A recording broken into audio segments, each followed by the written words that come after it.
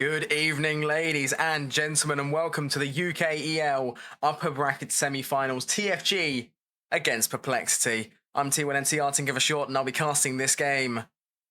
And what a matchup it's looking to be. Top two seeded teams, TFG, only losing one game in the bracket stage, Perplexity dropping two, one of those being to TFG, of course. Will they see any kind of adaptations, or will we see a repeat of history once we go into this game? Draft is just being set up at the moment. And it is time for potentially an incredible matchup here. TFG have had a lot of practice coming into this, and I'm assuming Perplexity have as well. And we're going to see coming into this game what they're made of, really. I think the first game will be very much a deciding match of how both teams are feeling. I do expect to see some absolutely outstanding plays from Yoon especially. No pressure at all, but coming in, there'll be one to watch. As the draft is just being set up now, we move in.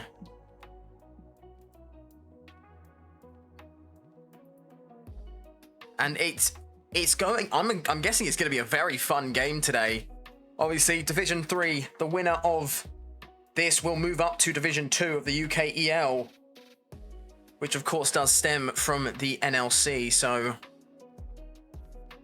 a lot of, pressure riding on this game. If you manage to win this, you've got easy cruising. If not, you drop down to that lower bracket. So both teams hoping very much for easy sailings, as it were.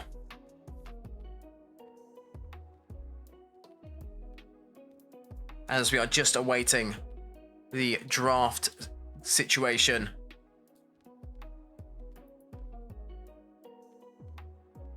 Just introducing the lineup of TFG. Top laner, Teal Moon. Jungler will be Swag. Mid laner is Yoon. AD carry, Hingen. And support is Versman. Obviously, I have a little bit more knowledge of the TFG roster, having recorded some of their scrims and casted over them. Perplexity, though, definitely don't seem like a team who will take things lying down. They did place second in the regular season standings.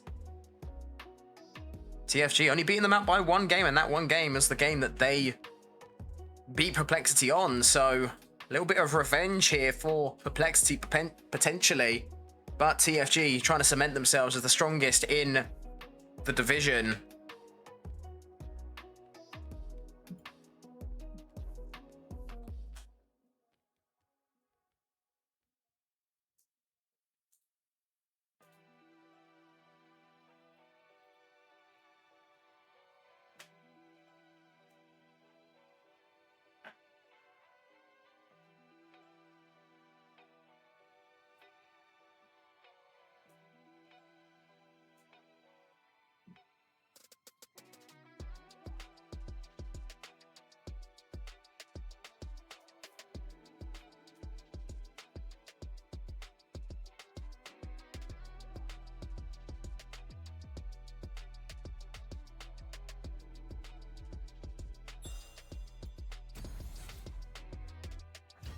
Alrighty.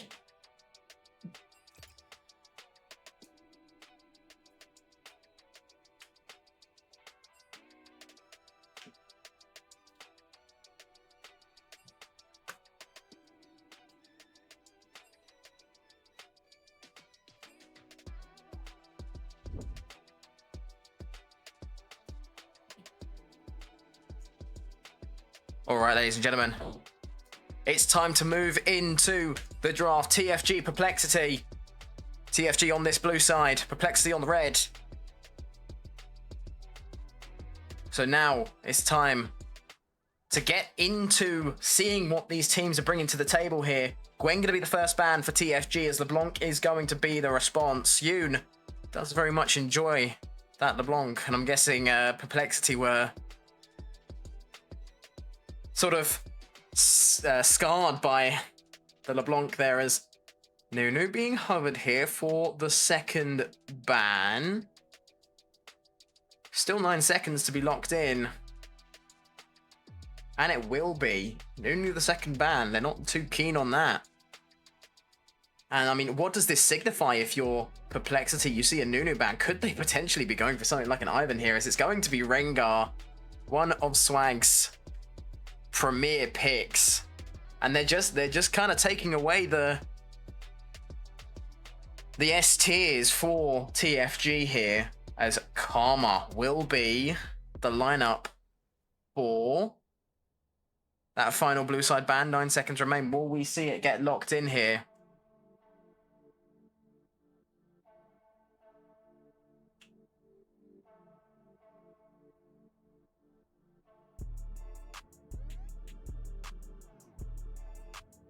And it will be, and then it's Verstman's Pike. So, it's very much just taking away the standard picks for TFG. Now, we will see the Pantheon B1, very common, very popular at the moment, especially in Tier 1 regions, as it's going to be a very quick hover of the Wukong here. Opting to sort of handshake the Pantheon pick.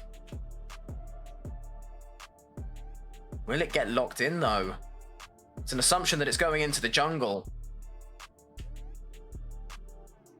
And it's going to be locked in here. So, Pantheon into the Wukong, as it's going to be a Corki pickup. Now, do note that these are fearless drafts, so once they're locked in, they are gone. Pantheon, Wukong, and Corki will no longer be available for the rest of the series if these are the picks that are locked in. And Corki, one of those picks that, you know, you sort of see as a red side ban, is worthy of banning. It gets picked up here. Now, you're thinking about what other champs are open and available, as it might potentially be Yoon's Talia. It's going to be hovered at the moment. No kind of eagerness to lock it in. But it will be the case.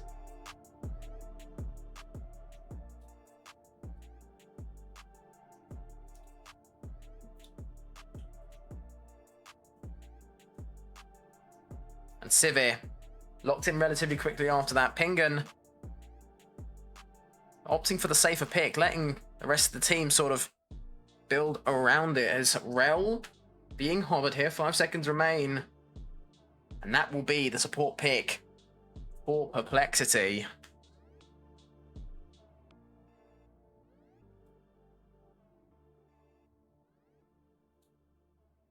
As now going into the second ban phase. Janna looking to be the first ban, banning away that Rel hard counter, sort of denying the engage. Obviously picks like Alistar, Braum are both still up and available. It will be Janna locked in. Janna just very good at disengaging the rest of the team comp. And it's going to be Seraphine hovered as the 4th ban here. Now that's most likely a ban for Seraphine mid if it does go through. As you can see, the Corki.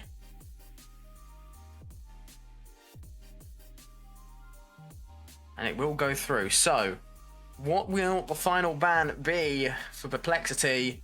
Bard being hovered, Bard being locked in relatively quickly. They are set in stone on banning these roaming enchanter supports here. Janna and Bard being taken away. Now, you're thinking, what option do you take here as TFG for your support? Perplexity having the advantage of already locking in the rail.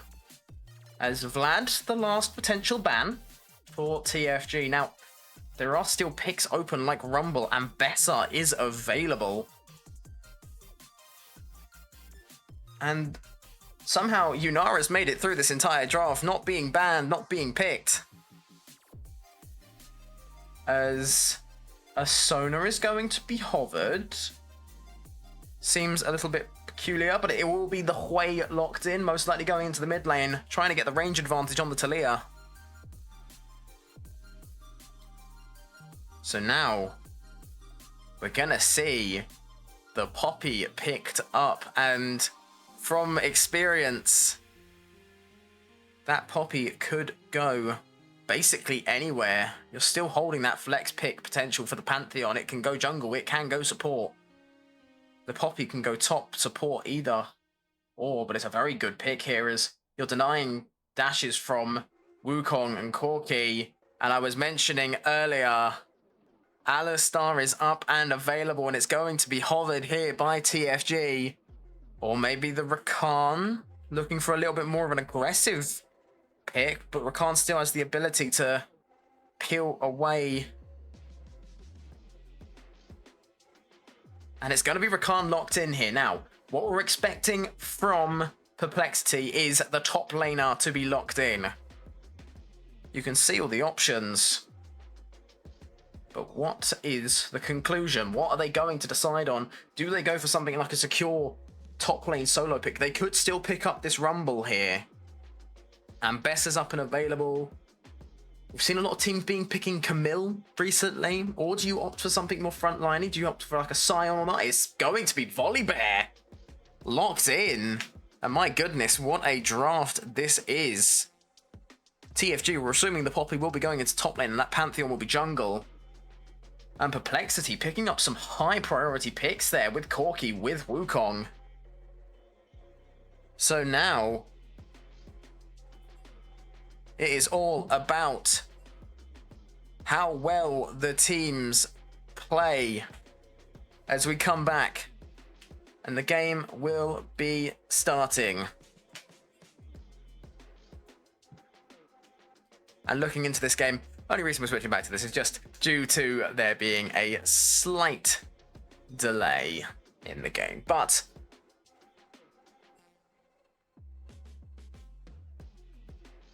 you know, thinking about everything going on in this game, Yoon managed to get that signature pick on the Talia. And Tilmoon has been confident on the Poppy as well. So this should be an absolute fantastic first game. And obviously the stream delay is 2 minutes behind, but everything is all good in the hood. And just a quick thank you to TFG. I'm not biased, but they have given me this opportunity to be able to cast their games, and how grateful I am.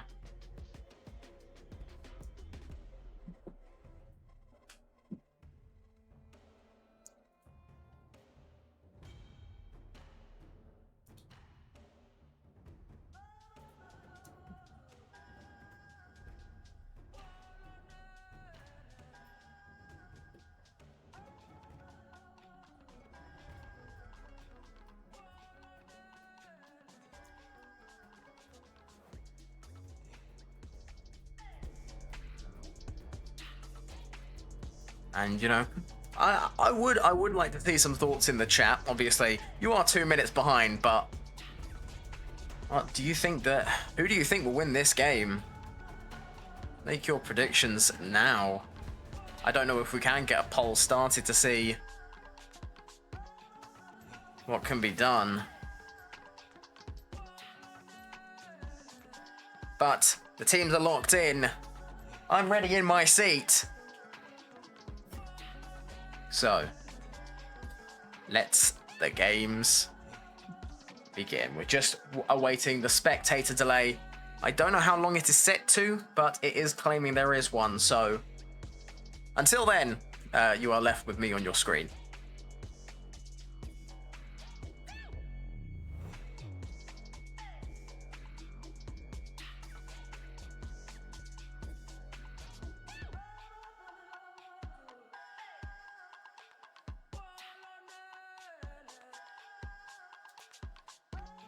Right, just getting confirmation. There is going to be an 80-second delay, and my goodness, look at the number of people we have in here.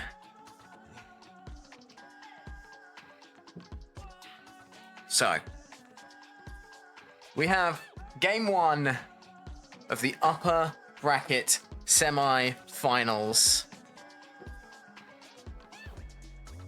Who do you guys think will win? Do you think TFG will repeat history and topple Perplexity? Or do you think that Perplexity will be able to get revenge in this second game?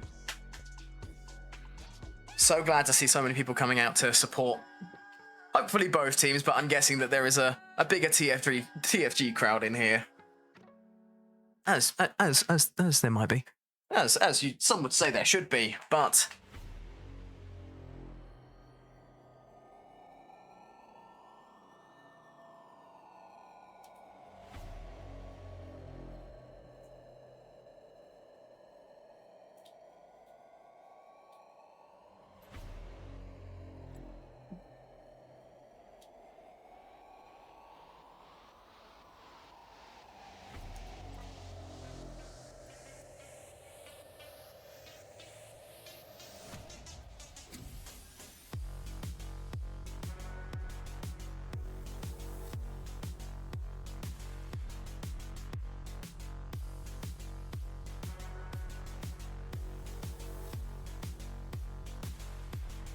alrighty, and just a reminder before we get into the game of the two teams. TFG current roster: Teal Moon in top lane, Swag in the jungle, Pingun as the ADC, Yoon as the mid laner, and Verseman on support.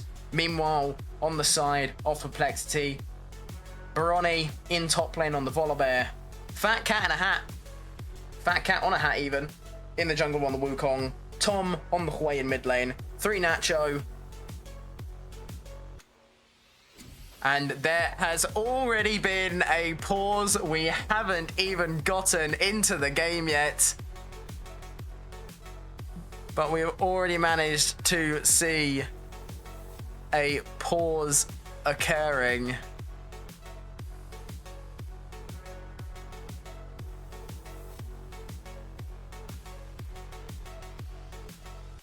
And we are back in.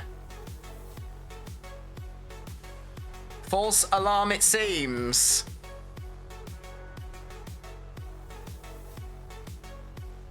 As the game will be started up here.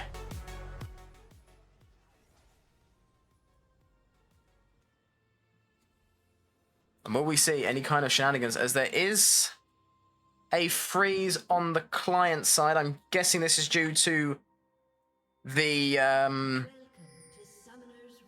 pause initially, but we are here in game now. And while we just adjust the screen just so that everyone is in the correct positioning, I welcome you to Summoner's Rift for game 1 here. TFG against Perplexity, as Baroni finds Teal Moon. That E damage is stupidly high for level 1 with the Doran's Ring as well.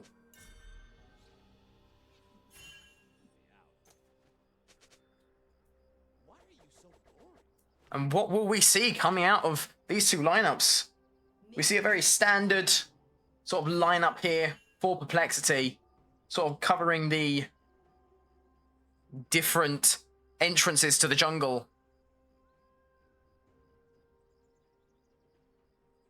As we're on board with Verseman at the moment with that unsealed spellbook. And 3 Nacho and Walker on that rail. It's definitely going to be an interesting matchup in the mid lane.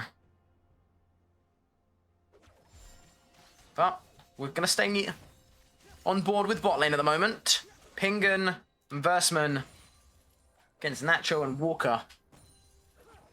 And this Sivir pick, we're expecting it to sort of be a more safe reserve pick. You'd expect more of the action to be coming in from Yoon, as already there's an engage from Walker coming through just to deal some poke damage onto Pingun there. And starting off, Perplexity getting some early damage into the bot side. But level 2 is hit first. Now, Teal Moon getting shoved in currently by Baroni. But that Buckler with the Grasp of the Undying, going to be looking to stack that up as much as possible. Just be a sort of tanky threat coming into this mid game.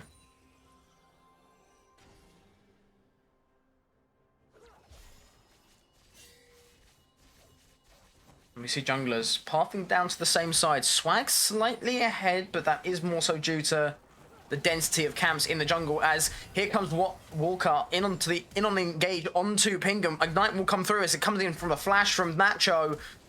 Barrier will be used to protect him from the turret shot, but that's going to be first blood onto Pingun. Nacho picking that up there.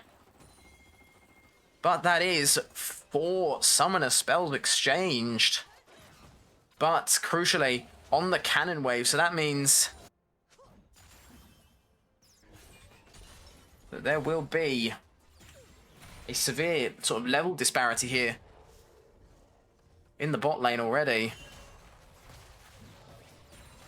As Teal'Moon going for a pseudo engage here. Baroni just gonna sort of deny any kind of further intrigue, as we are seeing a little bit of the domination from Yoon. Has used that TP to come back into lane, so Tom is up the TP. As Baroni takes an extended trade into Teal'Moon. Obviously with that Buckler passive shield, gonna look to try and get as much as he can in this top side.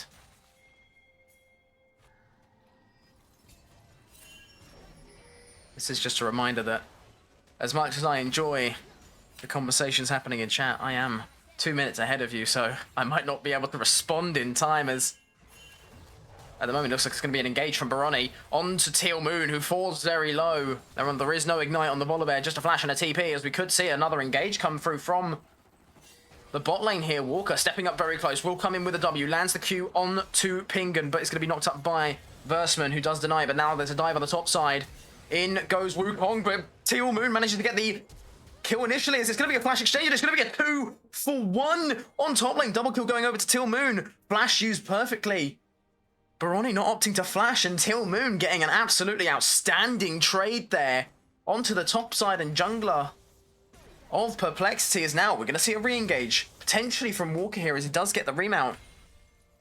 And already it's disastrous on top side. You expect to be a nice satisfying dive, and you end up handing 2 kills over to the Poppy. And what a start, you have to say, for Teal'Moon. There's Walker just constantly hovering for any kind of potential engage, looking for possibly another pick onto Pingun there. The barrier is coming back up, but so is the ignite. Up and available for Walker. The rel for Perplexity. At the moment, just sort of trying to set up a freeze, get the lane as safe as it can, as thanks to that dive, thanks to the intrusion of the jungler, Teal'Moon is up a level. Level 6, Keeper's Verdict is available. And you will not get tired of me saying that, as going to be denied the stun. Poppy W denying dashes. Volibear Q count as a dashes. Lethal Tempo has procced. Will look for any further engage, as Teal'Moon going to be knocked quite low here, having to use the E to get away. Is he going to be able to charge up the Keeper's Verdict? Here comes the Stormbringer, and it's going to be a 3rd kill into the hands of Baroni. Teal'Moon opting to not use the Keeper's Verdict to shunt him back. Knows he has the TP available. We'll probably just TP back into lane, as it looks like it's going to be a fight on the bot side now. Wukong is here. The engage comes in for the rail, and they're looking for Versman, but Yoon is back as well. 3 natural will be the first to fall, but Versman falls soon after. And Walter, the 3rd death of this exchanges. Now Fat Cat looking to try and pick up Pingun. Will be able to claim the kill with a Q. But who claims this? This is going to be Swag picking up that kill on to Fat Cat on a hat. And the Talia did use the Weaver's Wall to come down here. Does not have the TP available to go back into lane, so Versman will look to move into this top side. Grubs are spawning in 1 minute's time. Hextech Drake is up. And Tom's just going to try and find any kind of advantage. Crucially, the Talia came in on level 7. Grand Starfall does come in from Swag, but he's a little bit too late. Tom has already backed off. Anticipating, after seeing Versman, probably guessing that there might be a Pantheon coming about.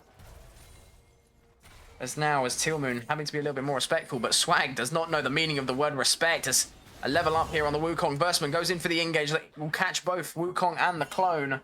But the red buff has been stolen. They're just looking to try and get out now. Stun lands on to Swag, as here comes the engage from the rail. No level 6s for either of them, so there's no Cyclone. There is no Magnet Storm to pull them in and hold them down. As Yoon, going to be in a 1v1 against Nacho.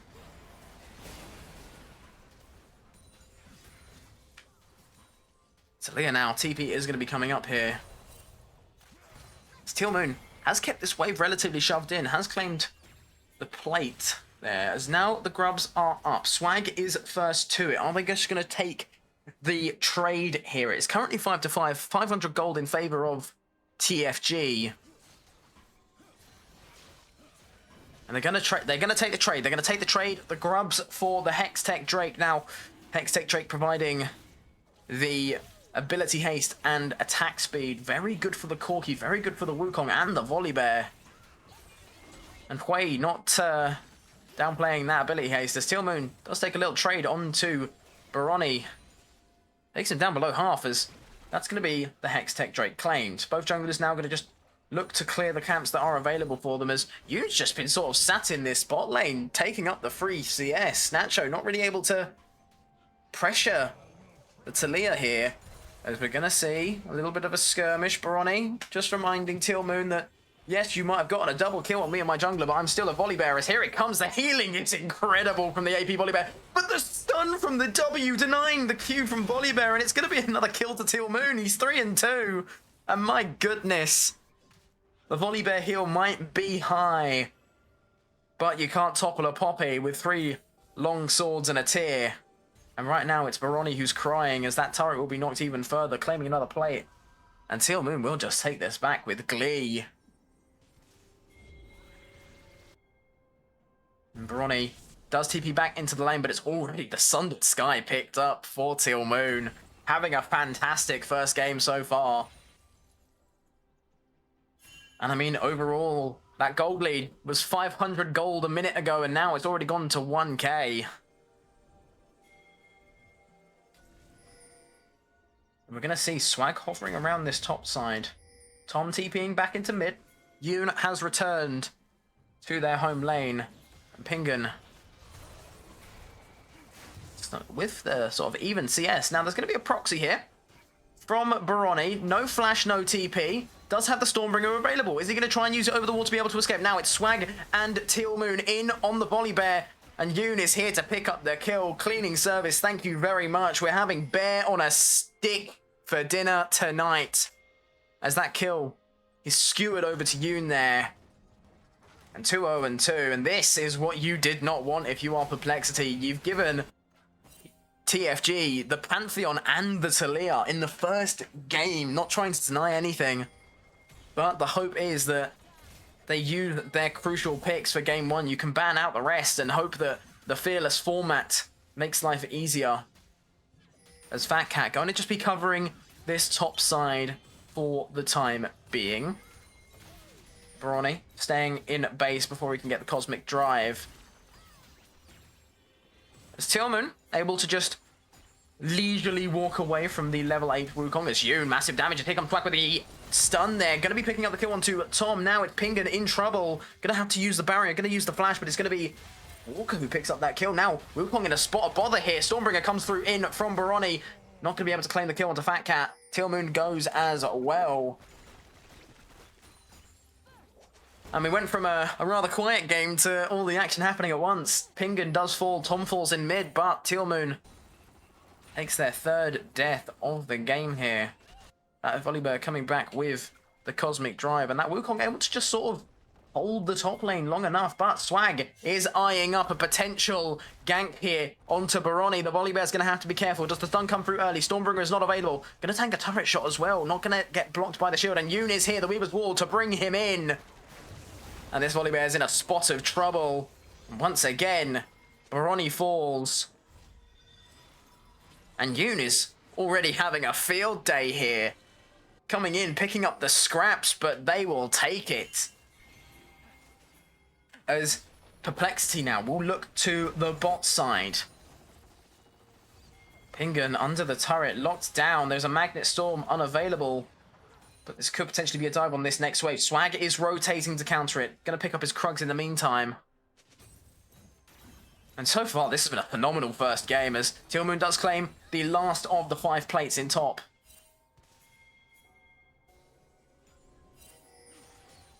And Versman just clearing away some of the vision in the bot side for the time being. They're making sure that Pingun is protected. Is 0-3 currently, but You're not picking that severe to have a massive scoreline in the early game. You're picking it so that you have a nice safe pick so that the rest of your team can thrive. And Yoon, Swag, and Tealmoon are definitely thriving. As Tom looks to be the target of a potential engage here. Versman does not have the flash with that spellbook as Baroni takes an extended trade against Tealmoon. Keeper's Verdict is up and available, so there is potential for the knock up there. As it's going to be a 3-stack for Perplexity here. Fat Cat, Tom, and Walker by the river here. Just going to try and get a substantial foothold in on this bot side ready for when the Drake does spawn. This is going to be an engage. Stun lands onto Swag.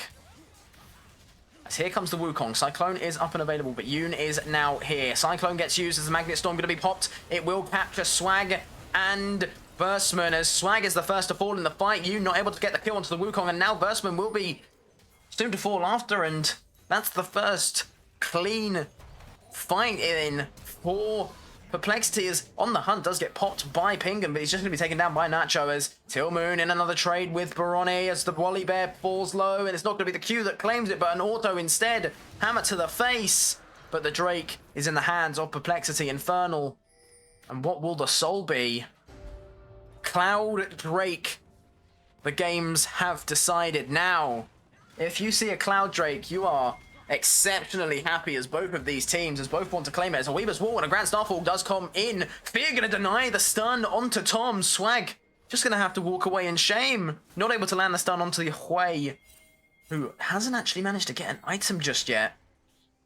Not really been involved in much of the action. Only really getting involved in that sort of Drake fight a moment ago. But now we might see some more action here. Rel going in.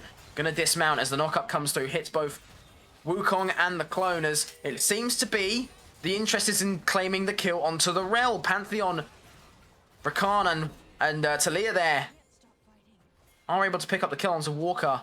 Swag claims the credit. But Pingan in trouble again. Going to be able to push away the Volley Bear with the use of the Spell Shield. And now it's going to be a very easy Herald start for TFG. Already claimed 3 grubs, and now they want to claim Shelly. TFG with that just pure power in their top side at the moment. Tealmoon, Yoon having fantastic first games here. As it looks like a lane swap is going to be underway as Yoon moves into that bot side. And Tom is lined up, ready to stop any potential engages. As Walker just kind of posturing between lanes at the moment. We do see 4 members of this Perplexity side posturing around this mid-tier 1. And who's under it but Pingan, who will have to try and clear this wave away before any action can unfold. Wukong does show his face as Tealmoon tanks a little bit of damage from the Hui in exchange for not much, but a red buff is what Perplexity are looking for. And the gold lead closing in on 1,000. Not quite there just yet. As this next objective, whatever it may be, it looks to be it will be the Drake. That first Cloud Drake of the Soul. That will be the deciding factor of who gets the empowered boots here. You can already see 2 sets of Mercury treads. They do not like the CC of Perplexity. Volley Bear stun, Hui's Fear, and Rel's Magnet Storm, all impacted by that tenacity improvement. As one of the more quiet members of TFG so far has been Pingan. Obviously, you're not going to see much from an ADC early on, especially not Sivir. But in those later stages, there is the potential to absolutely run over the game. The ultimate providing insane, team-wide utility, and add on the fact that you could potentially claim a Cloud Soul and get even more movement speed. Well, it seems like Formula 1 has moved to Summoner's Rift. And now, in bot side, Swag, Versman, and Yoon are eyeing up the potentiality of this bot tier 1. Currently defended by Baroni, but the Pebbles will be massively damaging as the Stormbringer does have to come through. Yoon does flash for it. is not able to claim the kill, but just like any UK beach, if you're Baroni, you do not want the ones with the stones. As here comes Tilmoon, engage onto Tom, looking to get a significant amount of damage. As Pingan does soak up a rocket there from Nacho. And Tom reminding Poppy just what he brings to the table is it's going to be a Cyclone used, but the quickness comes through in response. Magnet Storm locks Swag under the turret. That's going to be the tier 1 claim. Does a kill come out of this? But Corky is now involved. Wukong falls low and Volibear is here to join the fray. It's going to be the spear over. It's going to miss the Wukong. Not going to be able to claim the kill, but Poppy now looking for an engage onto Tom. The trade not going to be there. Yoon, very low on mana, has to try and shove the Volibear away. Versman going to sacrifice himself for the sake of his mid laner. And a very good trade for Perplexity there.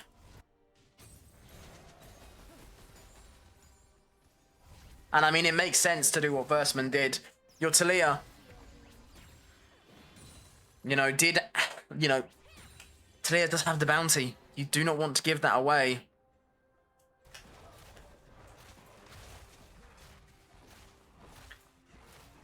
And looking at Perplexity's bans, they did ban the LeBlanc, so they were definitely expecting something to come out of Yoon. They must have just been prepared for the Talia, as it's going to be a TP in from Tilmoon. This Cloud Drake, they know the significance of it. But not only that, there is going to be an Athacon spawning in 30 seconds.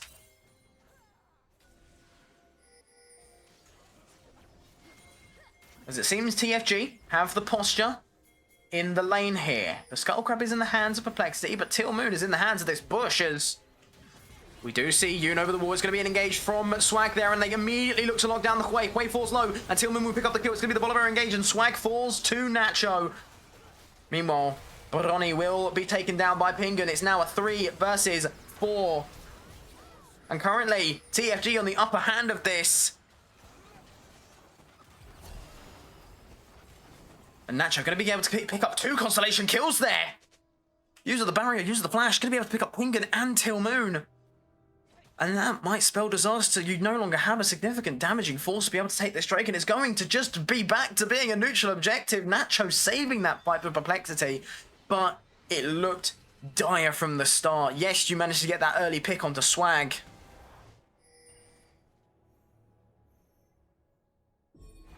But you trade 3 for it. Huge damage coming in from Yoon, and when you're clumped up like that, Civ is in the best spot now. It's going to immediately be a rush back onto this bot side. Pantheon does have the Grand Starfall, but there is a TP available for Tom. But the Volibear going to be the option they send in the top lane here. No TP available. So it's going to be slightly slower moving into this bot side. But it looks like both teams just looking to get some foothold back in the lanes here. After that chaotic fight now, still a gold lead for the hands of TFG. They do have the advantage of 2 extra turrets. As now, Sykes just deciding this turret, this Drake now is going to belong to him. Now, can Fat Cat get in here as the smite's going to be used by Verstman? Holding on to that. It's going to just be a Drake picked up, and that is the enhanced boost over to CFG. Perplexity not opting to engage with it, but the Atacon's going to be started up here by Swag and Yoon. This might be overly greedy, but they do have resources. Keeper's Verdict up and available. Beaver's Wall not quite, but on the hunt. Pingan moving into the back as it's going to be Tilmoon caught up by the Rel here. Swirling Death going to be used onto the Poppy as now the Rakan coming back out after using the quickness. Keeper's Verdict going to be cancelled, stunned by the Rel. The Weaver's Wall stops any kind of movement over the into the Atacon pit, and it seems like a disengage from TFG. You are just getting out of there, but they did manage to claim the Atacon. Now Swag does fall to the way, as it might be 3 for nothing, but an Atacon, a Drake, empowered boots, but your Volibear does manage to get some good value on that top side. Does Baroni get this 3rd inhibitor turret? Not quite, as Pingan is there body blocking, telling the bear to go away. If it's brown, lie down. If it's black, fight back.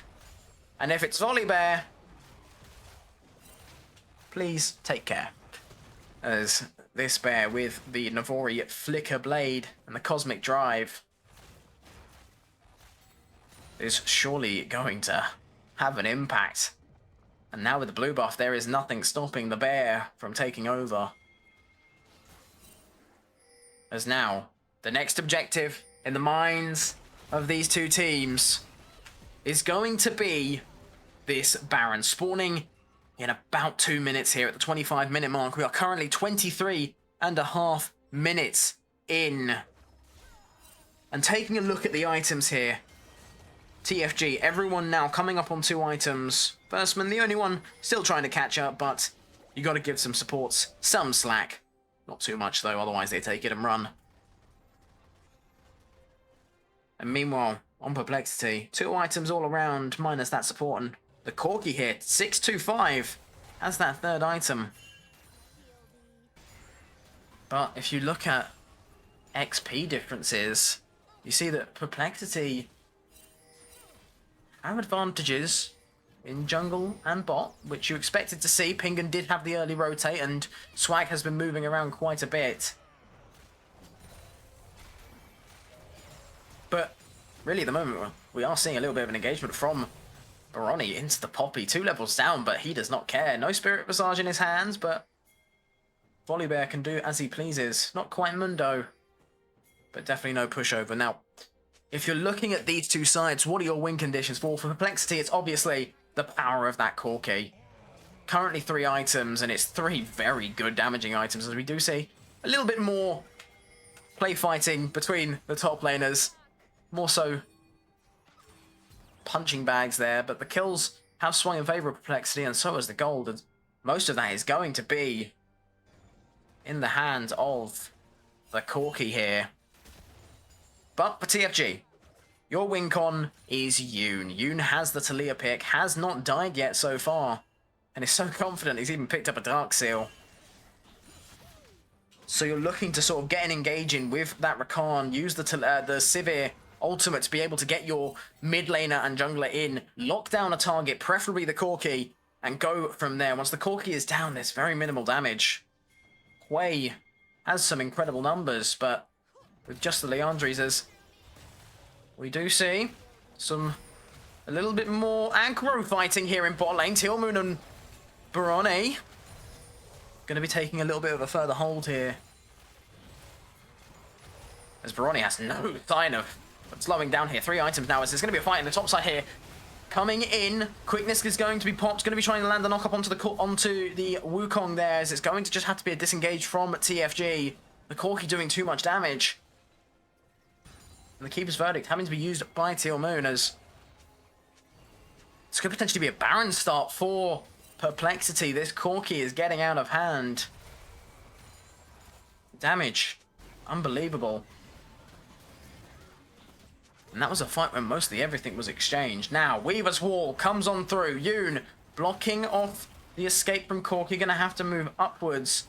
But if we look at the Baron's health, it's down to 3k now. Dropping further and further low. But here comes Swag, and he's going to get a steal onto the Baron. He's going to pick up one. He's going to pick up the Wukong. It's going to be the Corki as well. Swag picking up the double kill, and the Baron still going to be a 3rd potentially onto the rail. And it's going to be a kill over to Yoon. And that is exactly what you needed for TFG. And that's the play that you wanted from your jungler. That's what you needed. Yoon isolating the Corki away. And Swag comes in like a hero in shining armor. Abs on show. Proves that he is confident. Grand Staffer will be used to just get into the bot side faster, potentially catch out the Volibear. And that is what you want if you are TFG. That is your silver lining. Forget that, that might even be a gold lining, as they did not lose a single member, and now you're going to get to claim this 2nd Cloud Drake, as it might seem that the Volibear goes down. Baroni going to be exhausted by Versman, and it's Yoon who picks up the kill, and that is what you need as TFG. They were down 3 kills, and now they're up 1. Up almost 3k gold so far, and this could be the Cloud Drake claimed. And Yoon really coming in clutch that fight with the damage, but all credit to Swag on that engage. Manages, flashes in, locks down the Wukong, lands the smite, and gives himself 2 kills to boot. As 3rd items coming through for all members of this game. Wukong still catching up, same with Wei. But now with a Baron buff in the pocket, do you expect TFG to sort of just go in for a Hail Mary here, push in that mid lane until you can push no further? It's going to be top tier 2 on their sights. Perplexity going to be engaging as the quickness comes through. It catches out Tom, but the Magnet Storm is going to deny any further engagement. Yoon picks up the kill onto Tom. As the Volibear TP comes through, he is now charging forward. Here comes the Stormbringer stun onto Swag as he is going to drop low. Nacho picks up the kill, but Yoon in a spot of bother here. The stun will come through from the Volibear, flashing forward.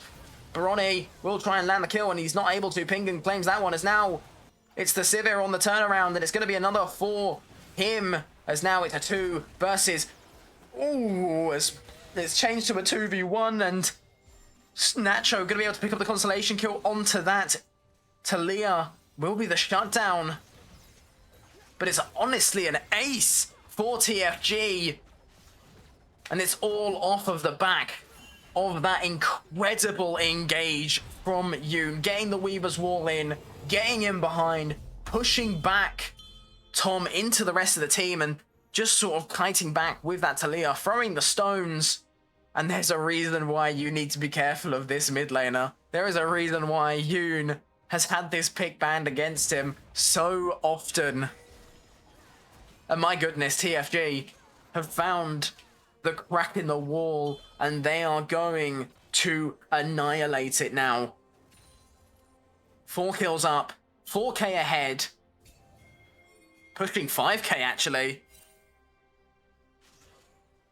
And we do get a moment to breathe here, as next objective will be the Cloud Drake. This will be sole point for both teams now. Crucially, you are still desperate as Perplexity to be able to try and claim this Drake, but TFG definitely holding their own. Now Baroni is taking the mantle of holding that top wave. Super minions are coming through. But this has been utterly disastrous. You were ahead as Perplexity, and that Baron steal from Swag, unbelievable in changing the sort of tempo, as Yoon potentially lining up a Weaver's Wall. They know that the Volibear isn't there, and they will just claim another turret there. It is currently 7 turrets down, but while claiming the turret is important, so is taking the Nexus. And that's what Baroni is trying to do, the Volibear. Very much making sure that there is, you know, a game on our hands here. Once again, that Volibear claiming the blue buff in top side. Seems like the top side of this jungle has become more Volibear side, as don't go into that forest. There's bears afoot. As you can just sort of see from the minimap, the amount of priority being placed on this bot side in preparation for this Drake. It's not up for another couple minutes, I believe. Another minute and a half, I'm fairly certain. This is going to be the Grand Starfall when the Weaver's War, the combo of the Talia and the Pantheon. Here he comes. Going to be feared away, but the flash comes through onto the way, and Tom is going to be popped by Yoon.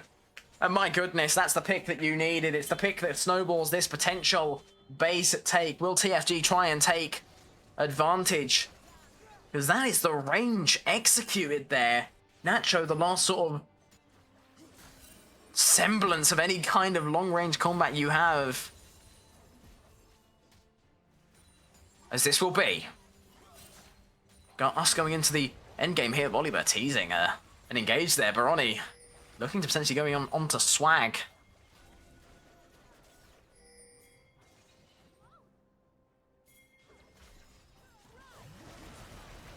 As it's going to be the Volibear caught out by the quickness, by the stones, and quick... Oh, and Burstman going to have to disengage quite eagerly, as Keeper's Verdict going to knock Wukong back into the fountain. As no deaths managed to happen, but everyone is quite low. Swag within an inch of his life there. Dropping to, what must have been about 50 HP. But Swag doesn't care. Has the name for a reason. And demonstrates it perfectly. But Walker, Nacho, and Fat Cat all dropped to very low HP bars, and it will be this third Drake claimed for TFG. This is now sole point, but the Baron is up. Perplexity suspicious that TFG might have started it. Now go on to see that they have not. As the TP will be coming in from Versman with that spellbook. As Tillman in the front will be able to space away the Perplexity members. As what do you do here as Perplexity? What's your angle? Your easy engages with the Rel, but the Rel can get popped quite easily as this Talia has gotten out of control. 8-1 and 12. As Tillmoon might just take the fight to them, rushing in with the W. But now that is on cooldown, so Volibear, Rel, Wukong going to have rather easy engages as Walker going to be caught out here. Stunned by the Poppy, by the Recon. Quickness will come through. Magnet Storm comes in response, but the stun from the Pantheon is there. Ping and Yoon are now in tow, and it's going to be one, it's going to be two for Yoon. Double kill from the Talia. As the Volibear is the second to fall. And it is a 2-4-0.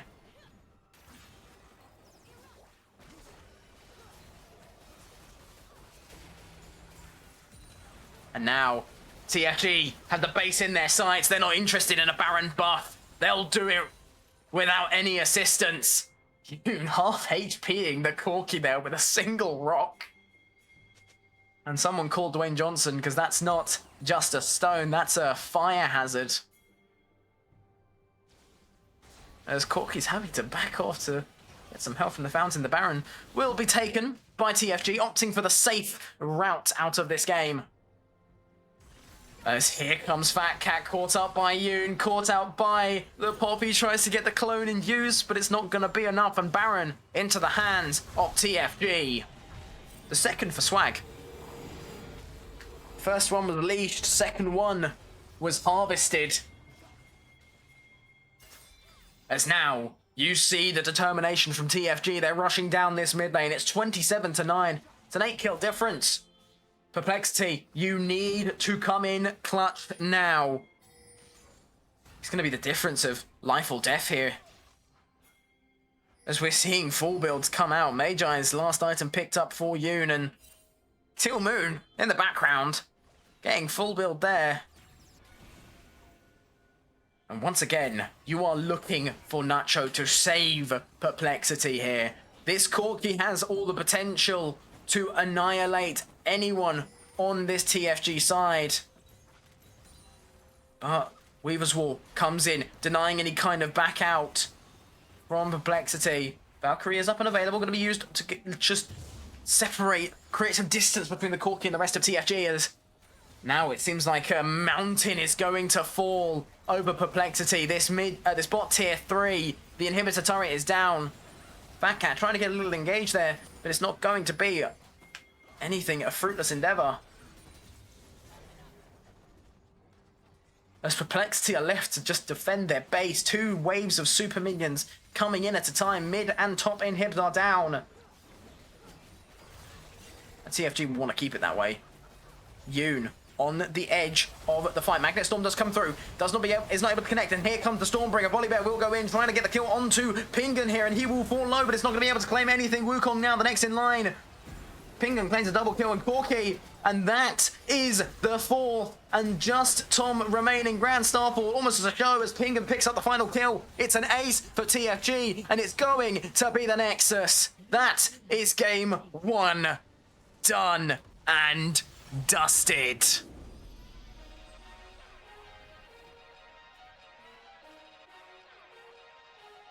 And my goodness gracious, TFG, they had us on the edge of our seats for that first bit, but my goodness, did they want to close that out. Looking at the damage graph, all I can say is that you should not give Yoon Talia in this game. And with that ace right at the death,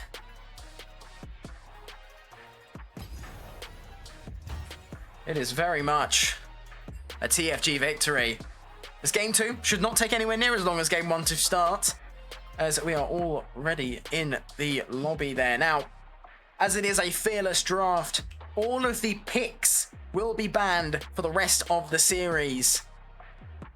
So that means that Poppy, Pantheon, Talia, Sivir, and Rakan will be banned away initially from the picks of TFG. And Wukong, Corki, Rel, Hui, and Volibear will be banned away for the side of Perplexity.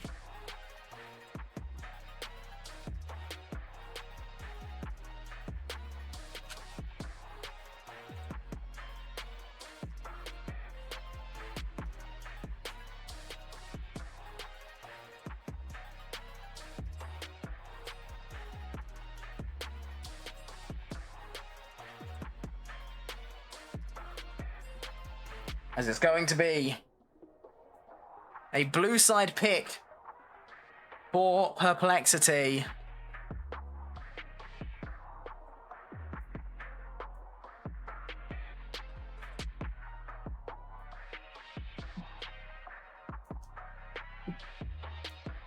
And, I mean, the takeaways from that first game, it did start to look a little bit dicey.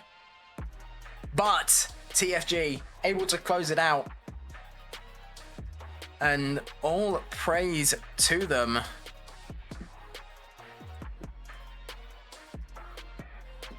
As we will be getting into the draft very shortly. And what a game. If you are just coming into the end of the game now, in the chat, absolutely phenomenal start for TFG. Had a little bit of a sort of down period in that mid game, but that's more so due to the Corki being of an exceptional power level. But my goodness, we are loving it every bit here.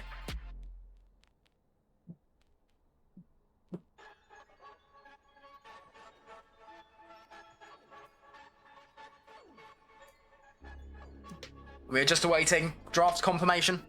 It will be Perplexity on blue side, TFG on the red side. And just a reminder of the picks that were banned away in game 1, just before anything else. As just having to reload things here. From drafts 1, Pantheon, Talia, Sivir, Poppy Rakan, Wukong Corki, Rel, Hui, and Volibear. All of those will be banned away for this next game. As all we are waiting on now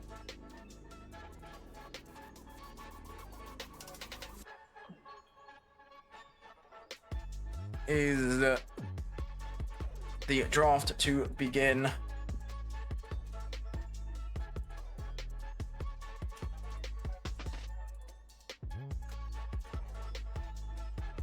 As it seems there was a slight error, and now all of a sudden I am on Team TFG. I'm now playing. No, that is it's just merely a what is it called, custom game issue. Shows that I am currently on the side of TFG's. We're just trying to work out what is going on here. Meanwhile, please chat amongst yourselves. In the chat, what did you think of TFG's and of course Perplexity's performances there?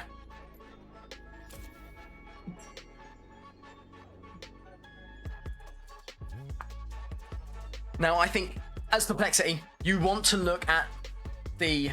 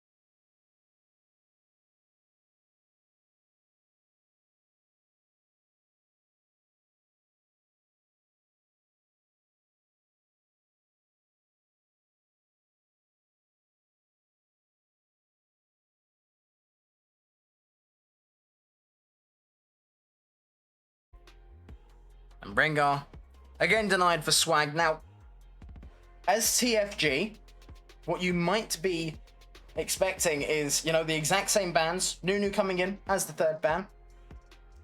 And do Perplexity ban away the Pyke once more? They did it game 1, will they do it game 2?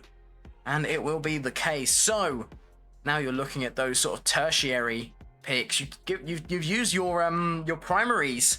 The Rakani's gone, the Pantheon is gone, specifically that Talia is gone as well. So what do you put more priority onto? Do you give Pingan a more priority pick and then let everyone else sort of fall to the wayside? Crucially as well, Teal'Moon no longer has the Poppy, so what will we see from there as Yunara missing from the first game?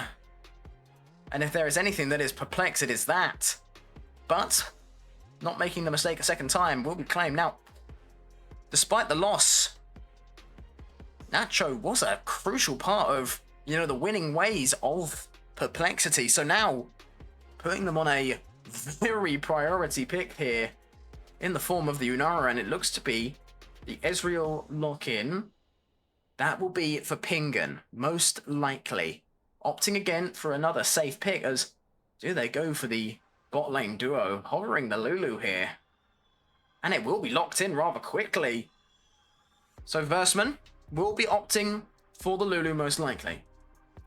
Crucially, Bod and Janna both still up and available. It looks to be potentially the Nautilus coming on through. Hovered there, but not going to be locked in, as Fiora is going to be locked. Now, Shaco hover potentially, which would be rather confusing, and it looks like they're just a little bit unsure. No, they are not. They are confident in the Nautilus pick. Now, what does Teal'Moon have for this Fiora? Will they even pick the top laner in this R3 pick, or do you try and lock in a high prio pick for your team? Now, Ezreal Pingan is quite confident on the pick, but it is not the best when it comes to damage, so you really need something sort of play off of before you go into the second phase of the draft. Now, options that I'm seeing of plausible, you could potentially bring out something like Yoon's Kiana, as my goodness, it's a ribbon for Teal'Moon.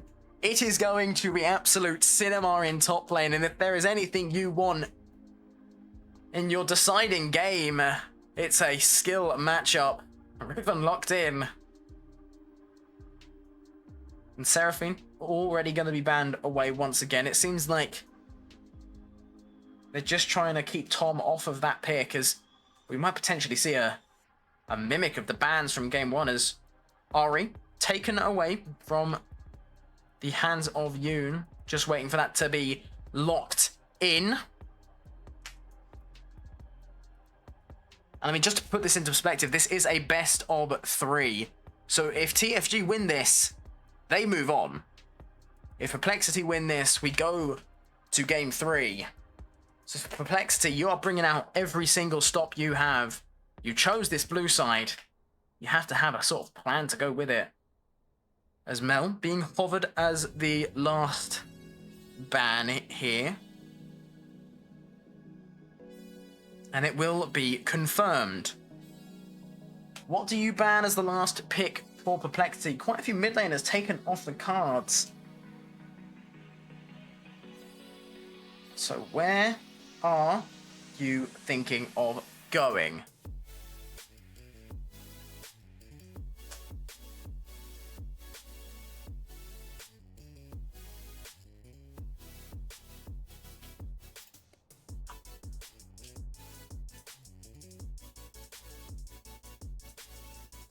And it's Silas. The last ban away. So, TFG, you have the decider here. Do you take the jungler here? Or do you give that pick to Yoon, as Viego is going to be hovered here, and I have a smile on my face. Oh! A last second swap to the Jarvan. It will be locked in. Not opting for that Viego, so Yoon, what are you cooking up, my friend? It should be an AP pick. But what else is there? Talia is gone. Ari banned away. LeBlanc banned away.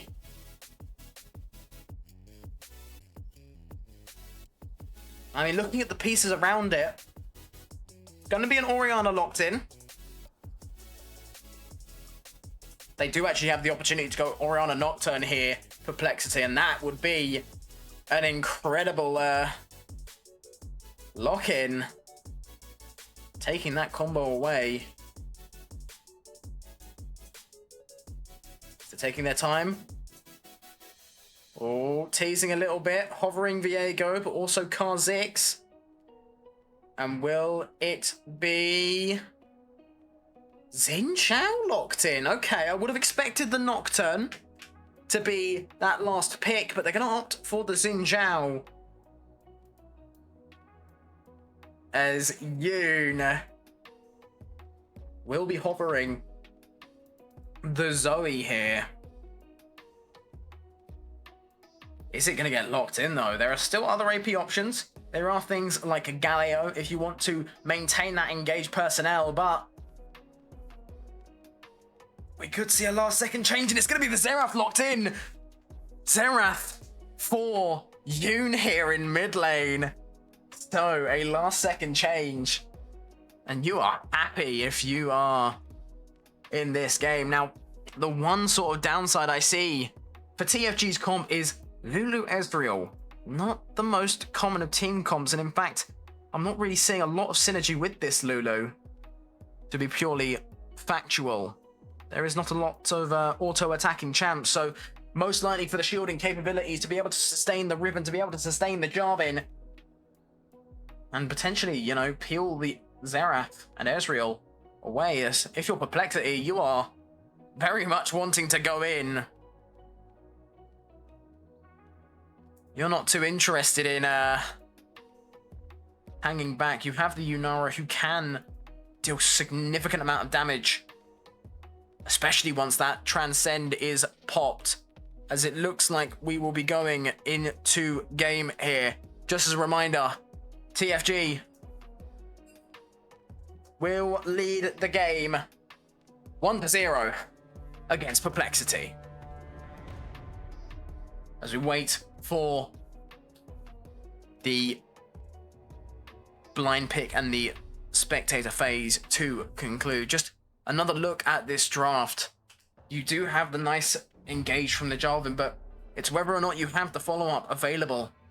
A Riven can, you know, very much benefit from having one or two champs locked in a room, a rubber room. It might not be filled with rats because there is no Twitch in this game, but it will make you crazy. As we're expecting to see some crucial engages from Swag here on the Jarvan. And it will be up to Perplexity to stop it, to shut it down. You have the Nautilus, you have the Fiora as well. Fiora could just split push the entire game, and you've got a nice little combination of Xin Zhao Orianna. Put the orb on to him and just send him in. Wind becomes lightning, into the engage, into the shockwave, and you could have some potential for a nice little dinner served up there. And I mean, it's really going to be hinging on the engages from Nautilus. As we are having a call for a camera top lane only to see these engages from the two top laners. Fiora versus Riven in the top side, so we will probably, but we shall see what entails as the upper bracket semi-finals. Game 2 begins shortly.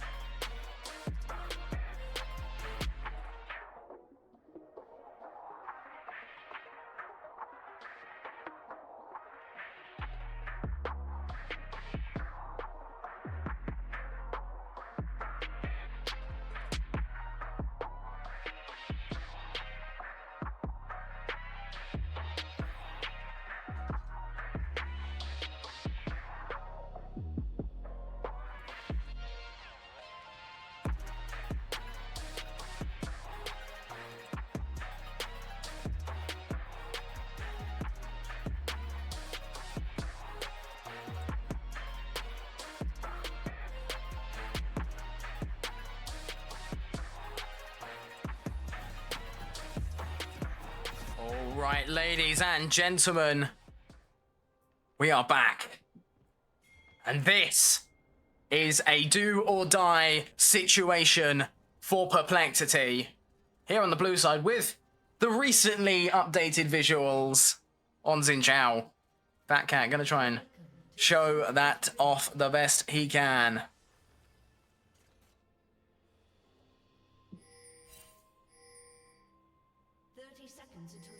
As we will have some potential shenanigans going on in top lane as all 5 members of Perplexity encroached onto the TFG jungle.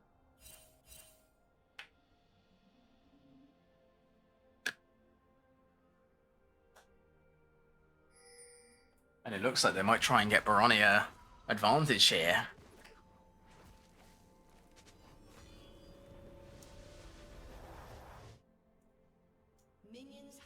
Now there is, of course,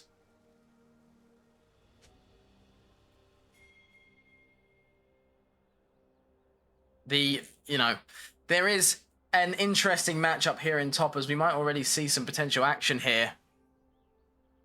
Do have Tillman on the river, do have Baroni on the Fiora.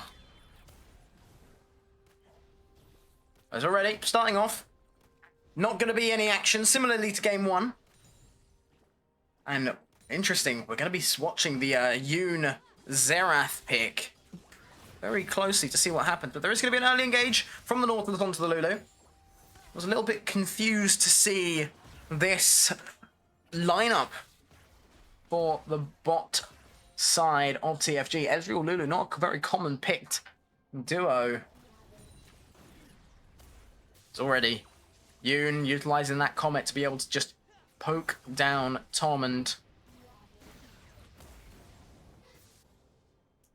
now we can already see Tillman might already have an engage in on to Baroni. He's gonna have to back away. So he gets a level down. Currently, mid lane shoved in as here comes an engage from Walker onto Pingan. Now they opted to first rotate this bot side pick as well, so it's going to be quite interesting to see how it goes. I never like to be a Debbie Downer, but I don't see too much success coming out of these two in the bot side. Sversman does get engaged on. Is going to be hit by the Ignite from Walker. Hill comes in to try and sustain them a little bit more. There's no flashes exchanged. It's just a heal for an Ignite in bot lane.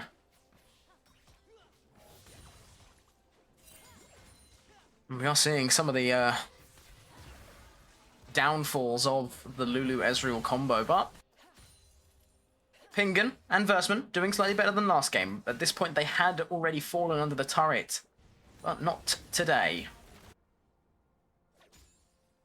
As Tillman posturing, potentially go in on the Baroni here, as it's going to be an engage. The riposte will be used early, so Tillman can go in. Now, the junglers are both in topside. It's Xin and Jarvin. Now, we always thought they look the same. They both have the spear, but it seems like Fat Cat just going to knock Swag out of the fight overall. He's going to have to use the flag and drag, as now, with a minion wave advantage, stun going to land onto Baroni. And Tillman will just opt to back away. Now, something interesting to note, Baroni has a unique summoner spell for the top lane, has the exhaust. So very much wanting to just deny any kind of sustained damage, as it's going to be another engage onto the bot side of TFG from Walker, just constantly applying this pressure, as now Tillman has to be very careful. It looks like it's going to be 2 holds set up bot and top. This has to be cleared away. Riposte is up and available for Baroni, using the exhaust just to keep Tillman out of the fight there. One more vital and it will be game over. Can Tillman turn this around? Ignite does come through onto the Fiora, but it's not going to be enough, as Tillman going to be taken down by Baroni. But with the Fiora Ribbon matchup, it is not how you start, it is how you finish. And we could see Tillman really come back into this game, but Baroni did not need to flash there. And Tillman already down 10 CS. Only 5 minutes into the game, and speaking of, that reminds me, it's an Infernal Drake to start off with. And look at this wave in top. And just as it arrived, Teal Moon makes it satisfying to finish. As this could be a freeze setup. Two caster minions is all you need. Ronnie has the ultimate ability available. The Grand Challenge will be used. But Versman is here and Swag is in behind. Hasn't really used the Flag and Drag to get over the wall. And it won't be any kind of follow-up, but that Grand Challenge used by Baroni. Versman showing why they picked the Lulu here.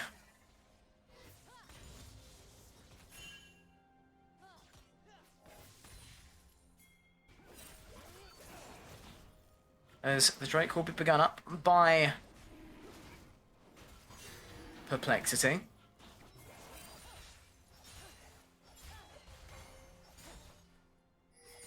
Tillman able to shove in this wave.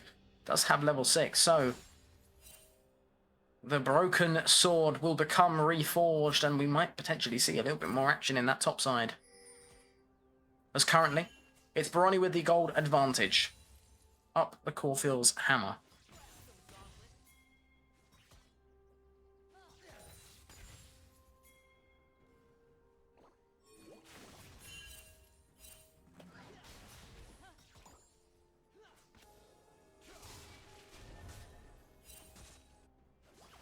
We're not really seeing all too much action so far this game.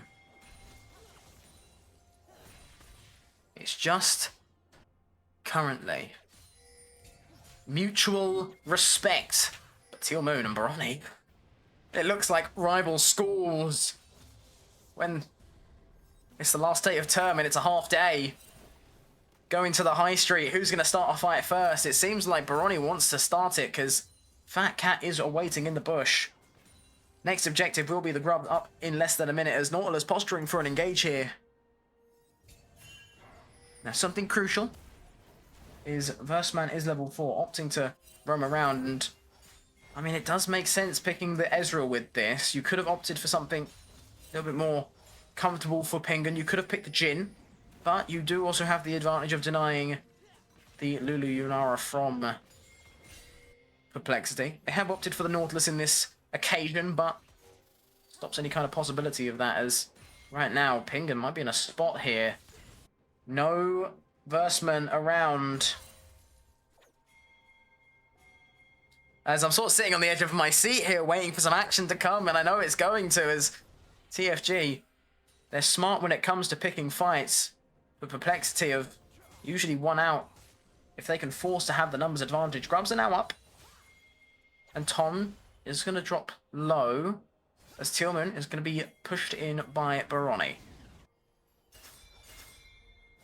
As it looks like it's going to be an engage onto the top side now. Tillman going to be accompanied by Swag, by Versman. Grand Challenge comes through. Fiora will knock the ribbon low, and it's going to be a Tillman finishing it off with an auto attack.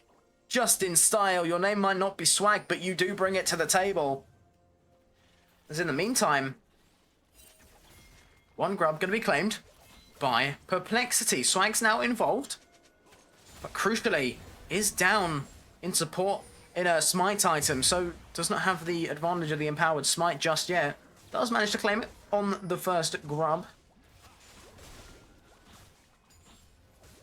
They need to be careful here that this final grub does not reset, as it's toying with the idea of it. But 2 will be claimed for TFG. As here comes an engage from Walker, just sort of going in. Shockwave catches out Yoon. It's going to be the depth charge, knocking up Yoon, and Tom able to flash and claim the kill. First on the board for the Orianna so far this game. Has been quite oppressed by the insane poke of the Xerath, but what is once an advantage now becomes a disadvantage, as the inability and the lack of mobility from the Xerath is what counteracts that, as TP does come through for Yoon back into mid lane.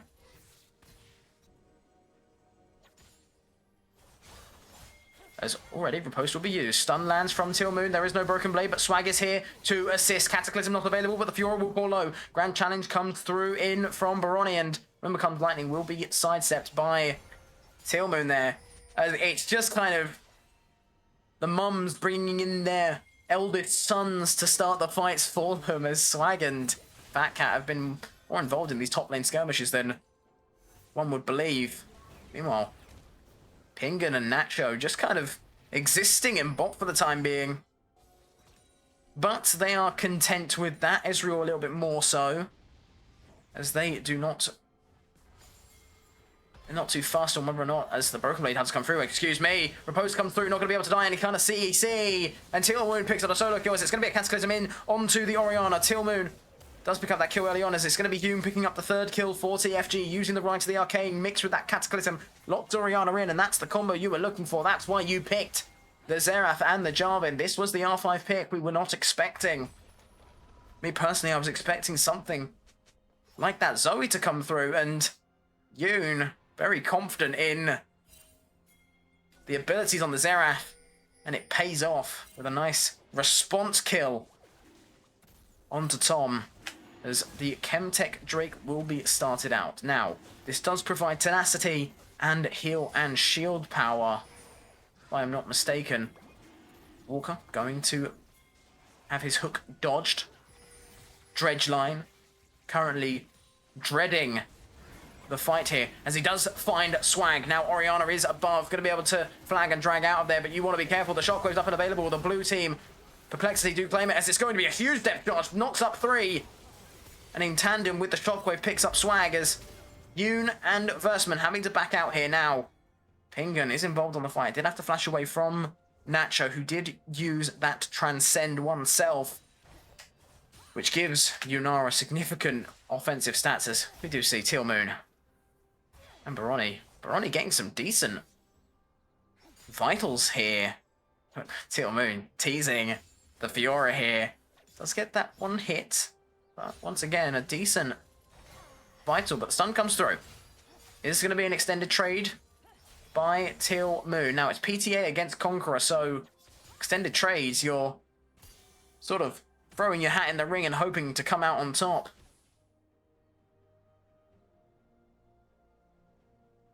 And once again, Pingun has been relatively quiet this game. But on Ezreal, on Sivir, you're just trying your best to survive, having a significantly better game than last. I believe at this point they were 0-3. But Ezreal does not provide the team-wide utility that Sivir does. Instead, it's just consistent poke and backup from the rest of the team.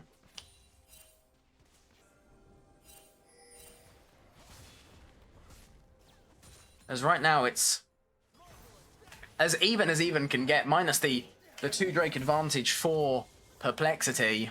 Gold, essentially even, as we could see an engage here onto Pingun. Going to be able to use the Arcane Shift away, uses the True Shot Barrage to weaken the minion wave before it can even get anywhere close to the turret. We'll take a reset. Building into that Triforce first. Well, has got the tier in the inventory as we look to see Nacho with that Yuntao.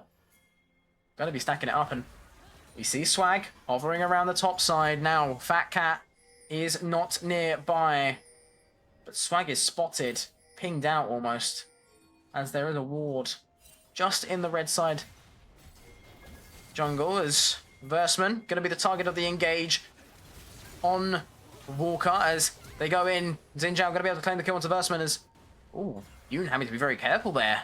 Tom pushing forward, using the shockwave to cancel the Rite of the Arcane. But now, here comes Swag. Has Cataclysm available. Will he be able to get the flag and drag in, as there's fights on all sides of the map?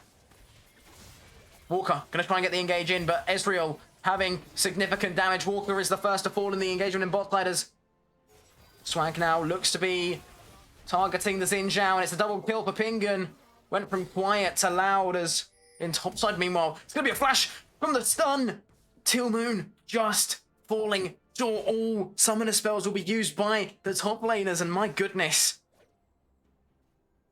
you have to be careful as Tealmoon teetering on the side of death. Gonna be using the Q3 away from the Fiora, and you sort of have to back away. Both flashes were exchanged, and Pingun getting on the board, 2 kills to nothing, and that's exactly what you want from the Ezreal now. All you need is one fight, one opportunity, one moment.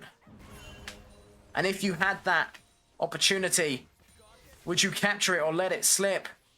His palms ain't sweaty, his knees ain't weak, but his arms might be heavy.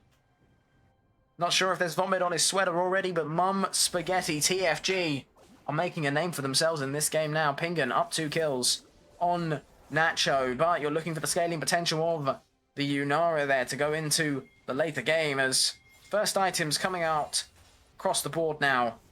Supports last in line to collect theirs, but they have opted for the boots first. Now that bot tier 1 does seal the enhanced boots, so it does make sense to want to pick them up as, once again, Fat Cat, Baroni, teasing Teal Moon, opting to try and force them to engage as Teal Moon does go into the middle brush. We'll find Fat Cat in the third brush as Grand Punish comes through and it's just popped that second Vital as Teal Moon gets caught out by the Xin Zhao.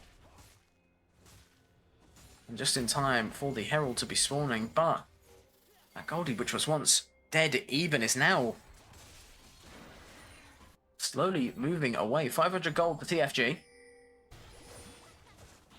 The Herald is going to be started up.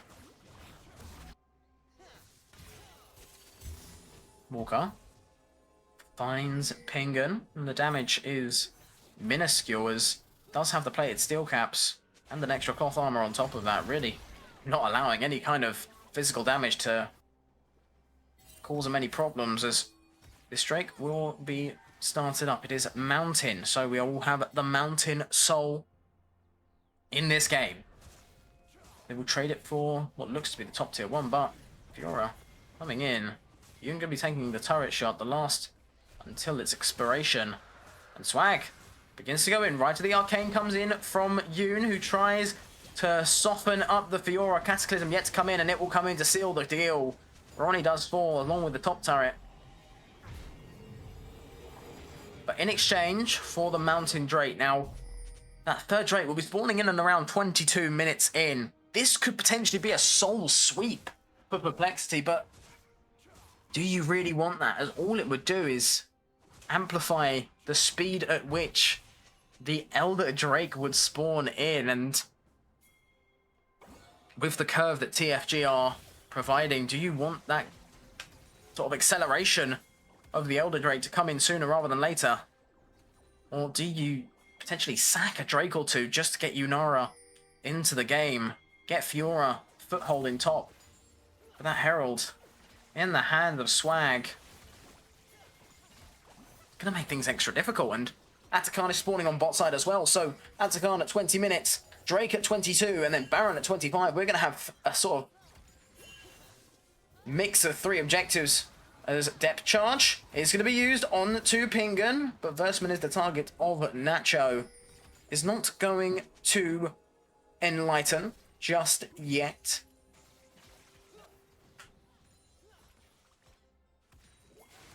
What we're seeing, Perplexity, they're trying to get this mid tier 1, but right to the Arcane, comes in from Yoon, denying any further action. Pingun gonna have to back as he is as the pros would say, out of mana, but Yunara are going to just stop that back right in the last couple moments.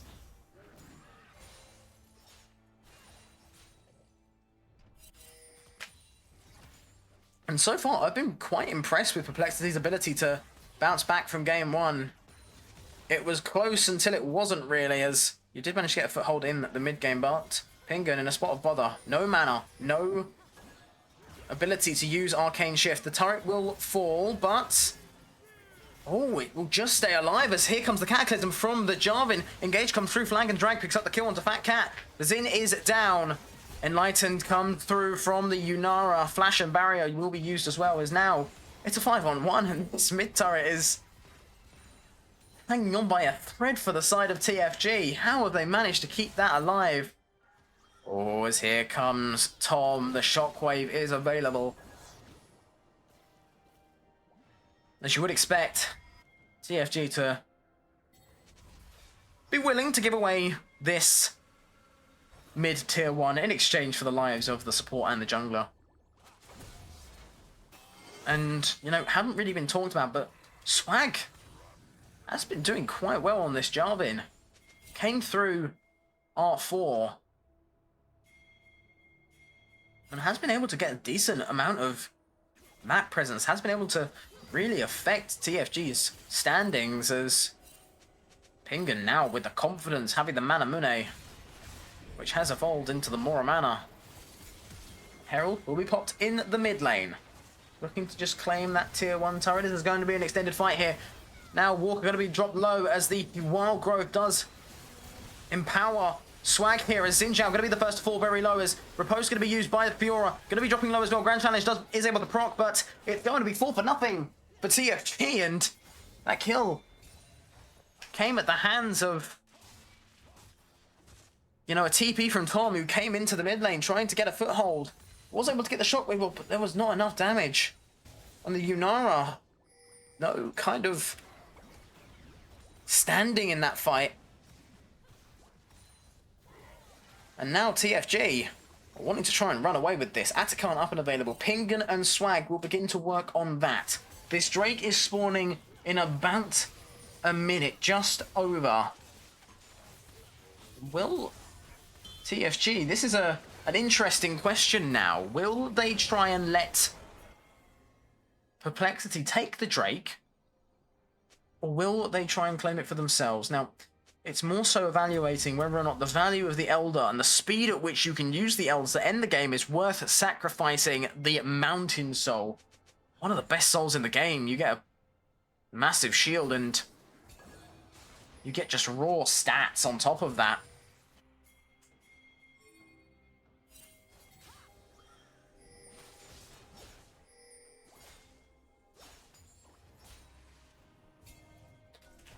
So the Drake is up and available. Walker is getting found out by Swaggers. A cheeky true shot barrage from Pingan does chip him down, but it's going to be Tom having to back away from Teal Moon there. As minus the true shot barrage, all R's are available. How is your plan of attack if you are Perplexity? You want this soul. TFG don't want you to have it, but it's going to be an easy take for Swag. No kind of intervention from Fat Cat, as now we do have a little bit of a interesting situation in top lane. Fiora, left alone, has taken 2 turrets. And now all of a sudden the turret advantage is no longer existing, as TFG are down 2. The gold lead, 2.5k. You're up an Atakan, you're up the Herald, you are up a Grub, but you're down 2 Drakes, you're down 2 turrets. So what's the plan of action, as Ezreal falling low? The Yunara has transcended and looks to extend the engaged. Polymorph comes through, and now Swag is caught on the front line, right to the Arcane. Gonna be dashed and dodged away by Nacho, but the depth charge comes through, so now it looks to be a hunt for Ezreal, but it seems to have gotten cancelled by something. Didn't seem to get used. So, very interesting sort of visual there. We did hear the sound effect for it, but it must have not fully gone through. So, Pingan lives to not be knocked up by the Nautilus another day, but likely to be the target of whatever teamfight comes next. The Swag just constantly being the bodyguard for these carries, for this Ezreal, for this Xerath. If you can keep them alive, you can keep them up and about. And I mean, Yoon has had a quiet game. We have not seen a lot of him. But that doesn't mean that he's been any less impactful. Of course, the Taliyah game 1, able to roam around much more easily and significantly, as we might see a potential collapse here onto Barone. Versman is accompanying with his silly little squid hat.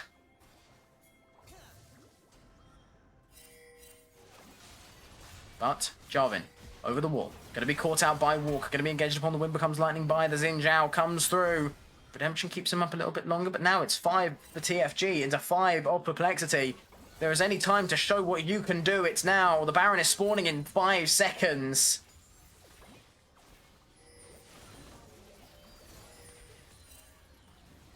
And who's going to be the first to bite? Yunara is currently in mid lane, so does have a little bit of a longer trek to get to a fight if there was one to occur in this jungle, as Swag does go in, engages onto Walker, onto the Nautilus now. It's going to have to be a disengage from him, from the support, but Perplexity lose the Nautilus as Crescent Guard can be used in, but here comes the Jarvan. Cataclysm catches out onto Tom. The Orianna has to use the Shockwave defensively, but it's going to be a trade. Teal Moon does go down. Fiora now into the backline, just use the Grand Challenge onto the Jarvan there. And who will fall? And the healing comes through. It's going to have to be a flash over from Pingan, who does get collapsed on by the Yunara, and it's going to be a triple kill for Nacho, able to get involved in the fight. He has transcended, and he has transcended all possibility, as that is a decisive fight there. Is 3 for 3, but for the state that Perplexity was in prior, you have to at least give credit that now you're in a much better spot. Nacho, 3 kills. And that will be an incredible gold influx going in. Now, the ADCs will be relatively even in terms of items. It's 3 to 3. And Yoon does love that Dark Seal. Manages to maintain 10 stacks. Baron is up and alive. But what's the course of action here for these two teams? You know now Yunara's a threat. 3 items on the carry, but do you try and eliminate the options around? We saw Swag did manage to land the Cataclysm onto Tom. Able to lock down the Orianna, but Yunara just came in afterwards. The thing to be cautious of, that Yunara does have a dash once she does ult. As Ribbon finds Walker, right to the Arcane, comes through from Yoon, having to flash away. Nautilus going to just try and survive. Depth charge comes through, but it looks like it's going to be another pick. Walker the first to fall once again. But if we're looking at the mini-map here, we see all the rest of the members, minus Brony, are posturing for a Baron here, going to opt against it, as they do see the encroaching battalion of TFG here into the top side, and 8 to 15. Just a reminder, this being game 2, if TFG win, that's it. Perplexity move to the lower bracket and TFG move forward.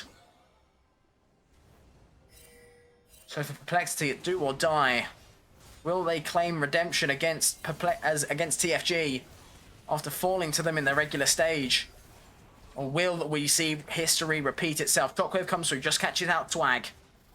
There's the poke damage from the Xerath being monumental. Crescent Guard comes through. The Zinzao tries to get in. Tillman is going to be the first to fall. He falls to the Orianna, but now the Nautilus is back. Going to be able to get the engage onto Swag there. Cataclysm still yet to be used, but looks like it's going to be an engage onto the Fiora. Riposte will come through, but Swag claims the kill to Baroni. Pingan does get hooked by the dredge line from the Nautilus. Swag just trying to escape. No flash available. Will be able to dodge away from the Orianna. No command destruction will occur, but Shockwave used early on didn't manage to get too much value. Teal Moon the only to fall, but there was a flank that came through. Teal Moon tried to find his way onto the back line of Perplexity. Not able to claim the kill, but TFG claimed the Drake. And now is a 1.5k gold lead, just up to 1.6. As the gold has never really been too much in differences. This is the biggest gap has been all game, and coming off of the back of both teams in a prolonged skirmish, as now sort of resetting. Something crucial to know, there is only 1 TP on either side, a blaring difference compared to last game where we saw TPs across the board, to be honest. Poppy with the TP, Volibear with the TP, mid laners having the TPs, and even Versman coming in with that unsealed spellbook. Popping a TP every now and again to get closer to the objective. Now we've only got 2, just 1 on Yoon, 1 on Tom, the mid laners. But it's to be expected. Teal Moon, Barone, just looking to try and take solo lane glory. And the aggressive summoner spells do help with that. The CFG will be posturing forward at this moment in time, opting to get a foothold in on this Baron. Has been up and available for 5 minutes now, as Zinzao does look for an engage on to Swag, just going to be able to claim 3 auto attacks. No knock up there. But Swag will flag and drag out of the ensuing fight. As both sides, you do not want to be the one who gets picked. You do not want to be that first domino to fall. You want to be long-lasting here. And can TFG maintain this strong sort of defensive force? They are currently up 7 kills.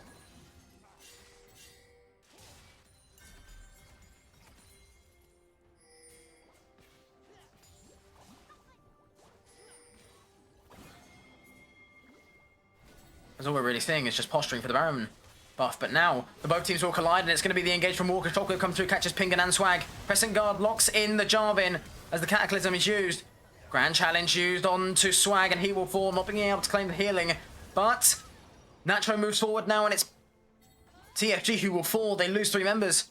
Nacho and Baroni, being the damage dealers that they are, they do transcend, and the Grand Challenge able to claim Swag there, who does get caught out. That's your front line gone. Baroni does get knocked significantly low. And unlike game 1, it will not be a Drake, a Baron steal against Perplexity.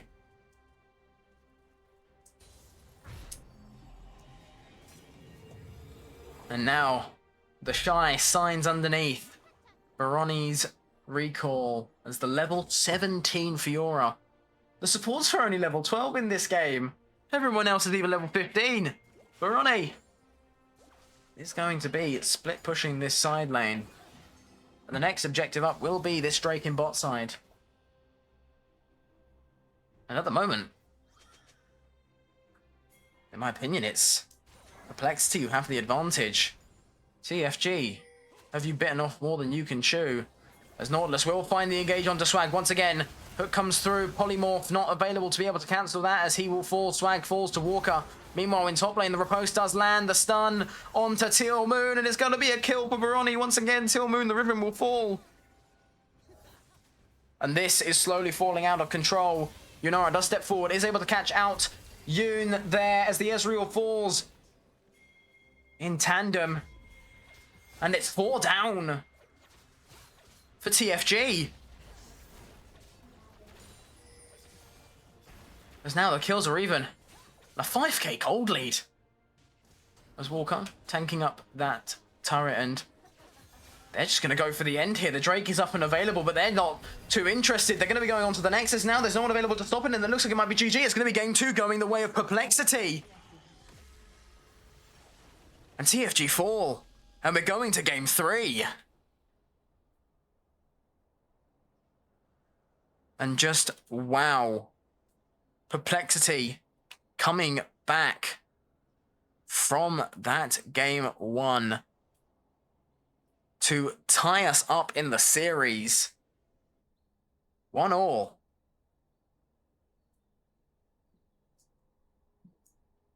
I mean, looking at the damage graphs, Yunara, that priority pick, that B1 lock-in for Nacho. Once again, Nacho being that unbelievable player for Perplexity, able to claim the most, not only the most damage of Perplexity, but the most damage in the game.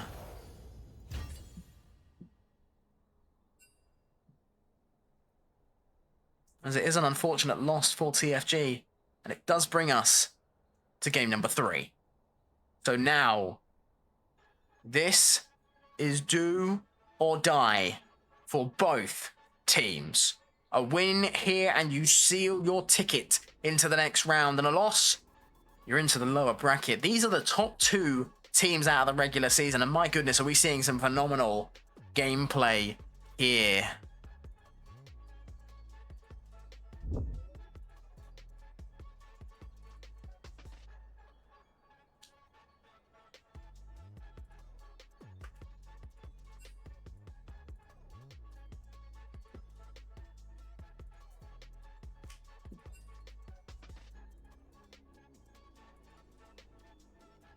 As the side selection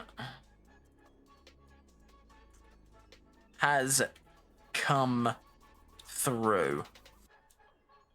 Perplexity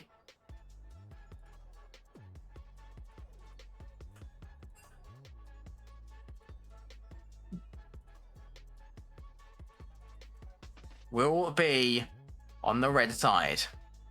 Same sides as game 1.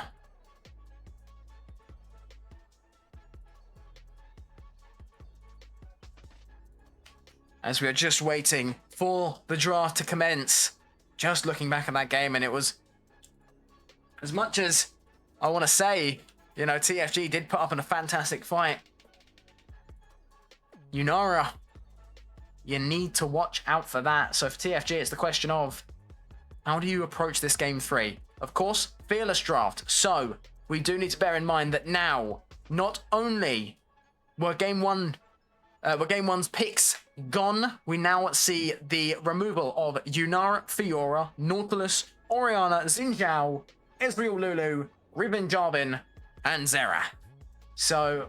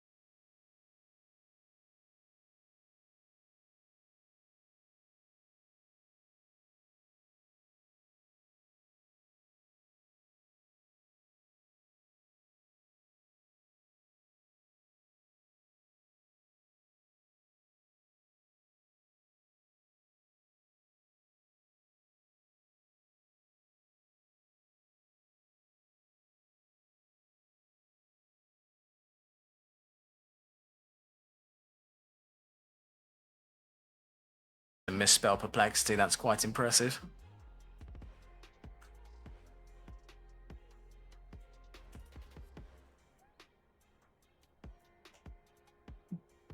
So we're just awaiting the commencing of the draft here. Believe that there might be an issue potentially with someone's client. As we know, the League of Legends client is fantastic, phenomenal, built on the same engine as Big Rig Truck Simulator, which is a wonderful fun fact, which I learnt quite a while ago, actually. We are just awaiting team adjustments. Versman and Swag currently on the wrong sides. And so far, what are your thoughts on the games? Obviously, you are seeing this 2 minutes behind when I actually say it, but during this downtime, it's good to just have a little chat about what has happened in the game.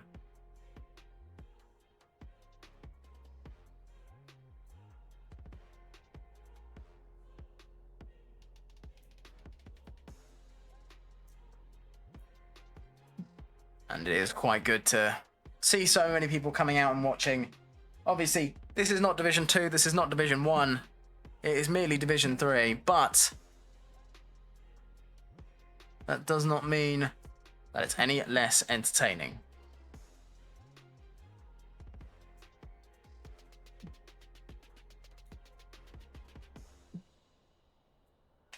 Alrighty, we're now seeing the final pieces. It seemed like Pingan's game wasn't fully coming back to reality,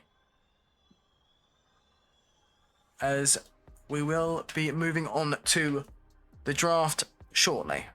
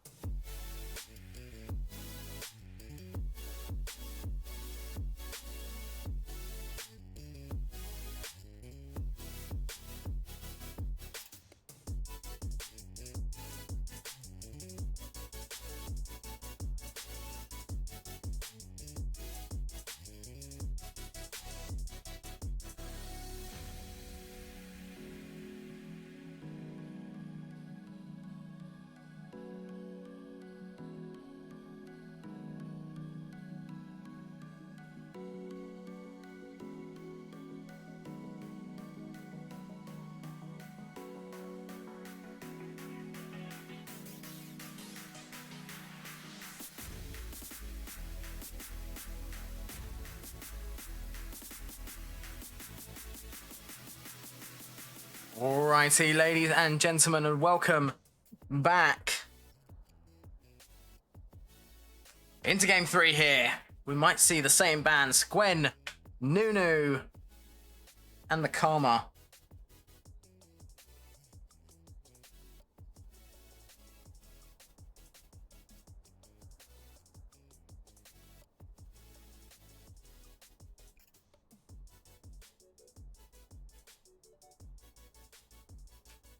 This is Gwen, Nunu, Rengar, LeBlanc taken away. And it will be that Karma third ban. As a reminder, Fearless Champions removed. Fiora, Riven, Poppy and Volibear for the top laners. Xin Zhao, Jarvan, Pantheon, Wukong for the junglers. Orianna, Xerath, Talia and Hui for the mid laners. Yunara, Ezreal, Sivir, Corki for ADCs. And Nautilus, Lulu, Rakan and Rel. So it is going to be identical bans for the first two games. And here we go. Pingan has not had a priority pick so far this game, and he's being given the Jhin here. And this is the signature pick, and it's going to be the Smolder. Picked up for the side of Perplexity. Viego as well. What will we see from the illustrious hands of TFG coming through now that you can see what could potentially be not just the jungler, but also the mid laner? It's a Kha'Zix locked in. Most likely for swag. Very early to rotate the bug. And will they opt to put... They will. Teal Moon onto the Cassante. This will be the third and final champion we see. Teal Moon on. Had a fantastic performance in game 1 on the Poppy. Had an interesting performance on the Riven in game 2, and now he is being put on tank duty. As they were worried about it in game 2. Game 1 even, TFG. They did ban the Vladimir away, and it is going to get picked up. Most likely for that top lane.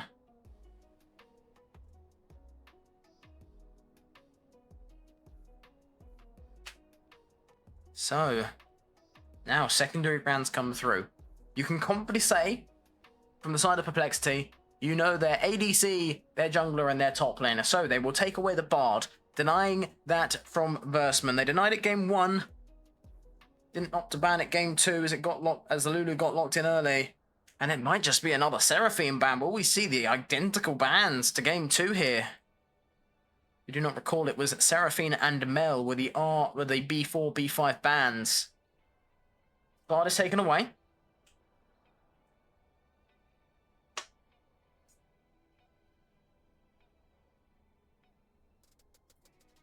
And Silas, once again, off the cards for Yoon. What will the final ban be? Some picks that we have yet to see come out. Yoon's Kiana, which I expected to see this game, which we just haven't been able to. It has been 80 junglers all year round for TFG. Starting off with that Pantheon, then the Jarvan, and now Kha'Zix. Braum, the final ban for TFG, and the final champ who will be restricted from this game as we move into the final 4 picks of the series.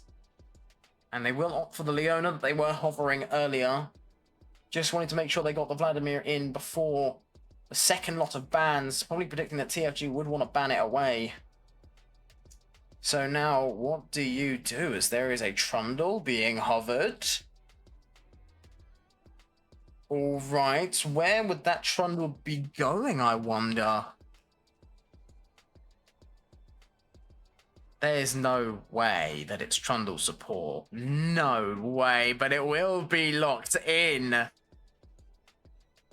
And it makes sense. There's a Leona who's going to be stacking resistances. Subjugate steals that armor away, so honestly,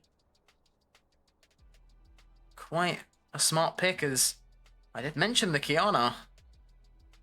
Is Yoon going to lock it? Because this would result in a very AD heavy team.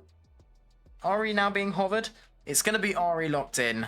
No Kiana for Yoon today. Perhaps we'll see it on another day, but going for the ideal pick of the Ahri. Obviously, having Kiana, you would have an unbelievable amount of AD. As now pick of the litter for Tom here. Hovering the Syndra. Hovering the Mel and Lysandra. What are they going to decide on this last pick? 3 seconds remain. Is it going to be the Mel locked in? And it will be.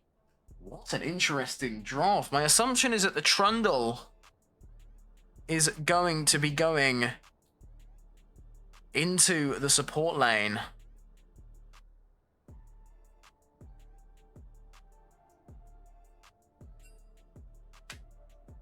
And then Cassante will move into top.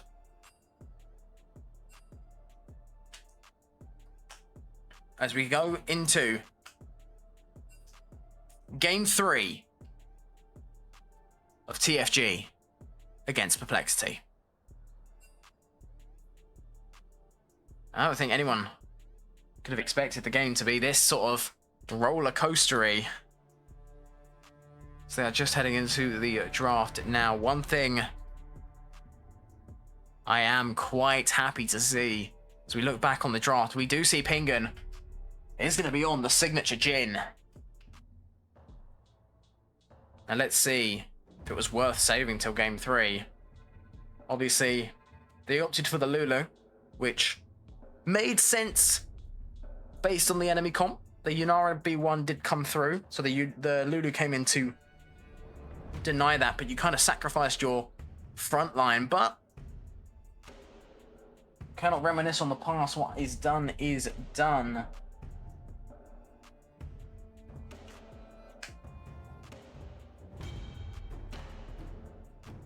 And now we're here. It's Game 3. It is going to be Cassante into the top lane in the hands of Teal Moon. Kha'Zix for swag, which is going to be quite interesting to see. Only one real tanky member of Perplexity, so the Kha'Zix could have a field day. Ari is going to be in the hands of Yoon, and this was a pick that Perplexity did ban away in Game 2. But Yoon has gotten their hands on it this time. And it's, of course, Jin Trundle, bot lane for TFG. Looking over to the side of Perplexity. Vladimir top. Mel mid lane. Viego jungle. Smolder ADC. And Leona support. So while we wait for the spectator delay, grab a drink, because this could be a very tense Game 3.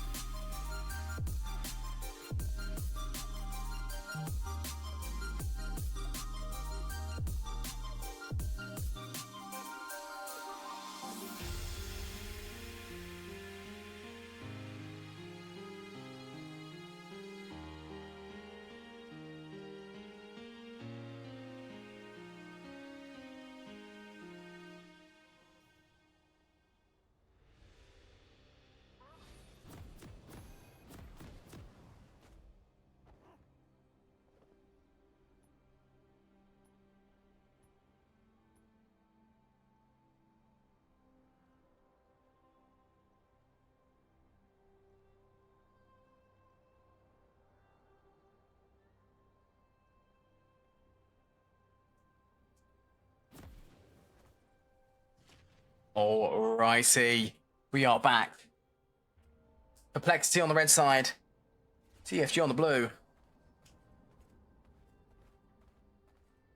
After that draft, where do we see this going? We do see the lovely Spirit Blossomari, little fox jumping their way into mid lane. Going to be against the Mel, who I recently learnt the ultimate ability for Mel is called Golden Eclipse, which is a fantastic name for any ability. And I think most of the attention is going to be on this bot lane. It's a Smolder for Nacho and Pingan's Jhin. I expect nothing left than what Jhin might call as perfection. And will that be the case this game? Game 3. Perplexity 1, TFG 1. Do or die. Might not be a game 5. But I am definitely excited. Doesn't look to be any level 1 shenanigans occurring. However, Teal Moon might make me eat my words as Swag and the Cassante do move in. Kha'Zix, would he make a fantastic member of the Heartsteel band? We have no idea, but the smite will come through early from Swag. And the Vladimir does get spotted on the top side. It's a Cassante against the Vladimir 1v1. Level 1. Who wins on this? Teal Moon not going to be able to land in the Qs. Phase Rush does get Barani away a little bit faster. Teal Moon having some difficulty landing these Qs.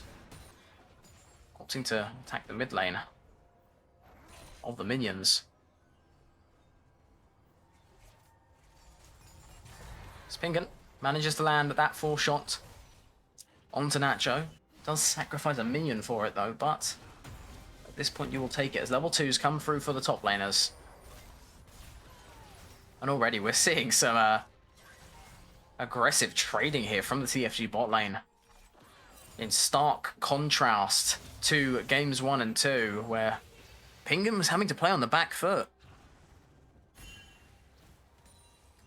Ooh, Barani tanking a turret shot there, but Vladimir does not have mana and can very much just sustain himself with his pure ability power.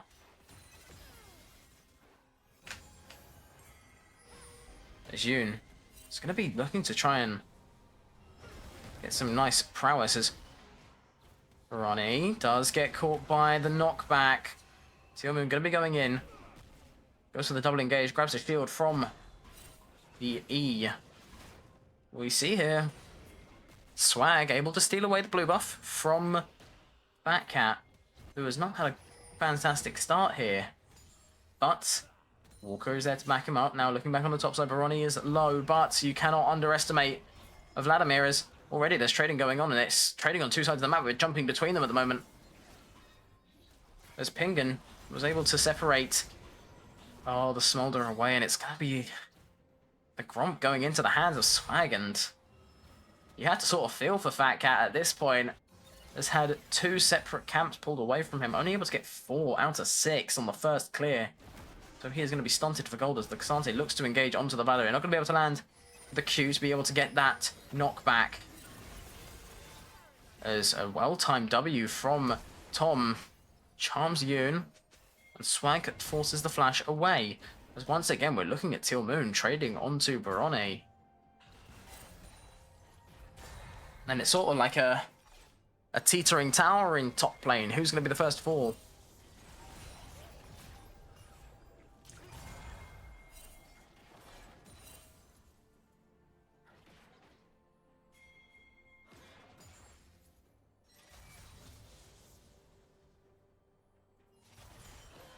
And, I mean, coming into game 3 here, Pingan has not had the most significant of roles in these fights. As Walker might potentially be looking for an engage here. Trundle does reveal himself once again as Burstman takes a step forward onto the Leona. While the Smolder has no mana in his arsenal. And the Drake does spawn in. It's a Mountain Drake, so there will not be a Mountain Soul, but you do not want the Leona to get her hands onto any more armor than she already has. And instead, you'd much rather it beat the Cassante there as a bottle fell over. And Teal Moon TP's back into lane. a very, very slow start for this. Remember, the players have basically been playing for 2.5 hours. That's not including any kind of practice they did before this game. So they're tired. But when both teams are tired, no one's tired because everyone's on the same playing field. And I expect to see this Trundle pick being vital to TFG's winners. Smolder going to be tempting fate there. Not face checking the bush, but not going to be caught out.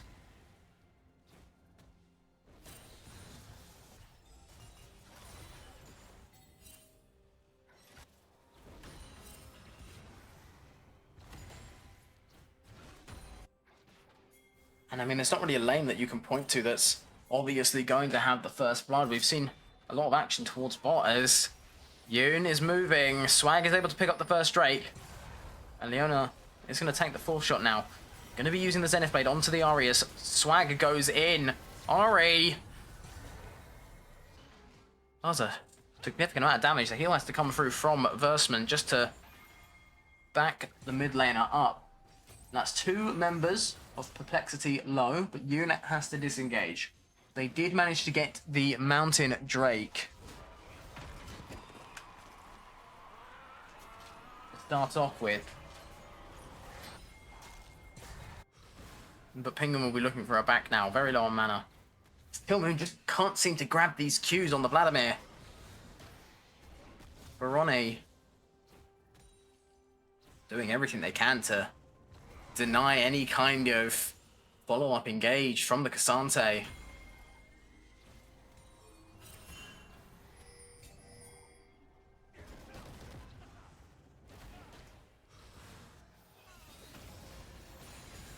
And there's not really any kind of extended trades going on. It's more so just tippy-tappies between laners, between junglers and between enemies. At the moment, gold, no real difference. The main deficit's coming from CS. Swag does have a 20 CS lead on Fatcat, but elsewhere, Vladimir holding a decent CS lead over Tealmoon. As the grubs spawn in, we see Versman is already and waiting.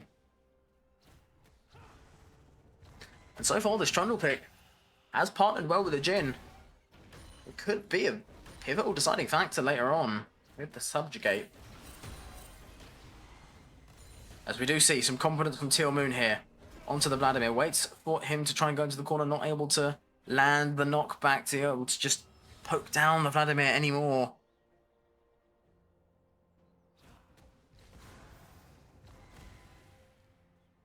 But I mean, as Tealmoon, all you really want to do is just keep Vladimir here. You don't want him to go anywhere near your jungler who has just claimed the 3 grubs, so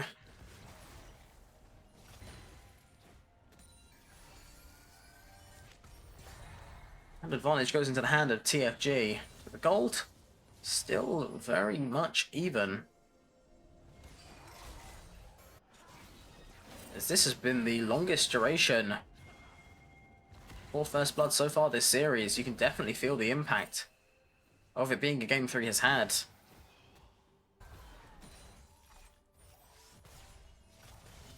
As Walker might maybe eat my words, as they are looking for the engage and Fatcat is just behind them.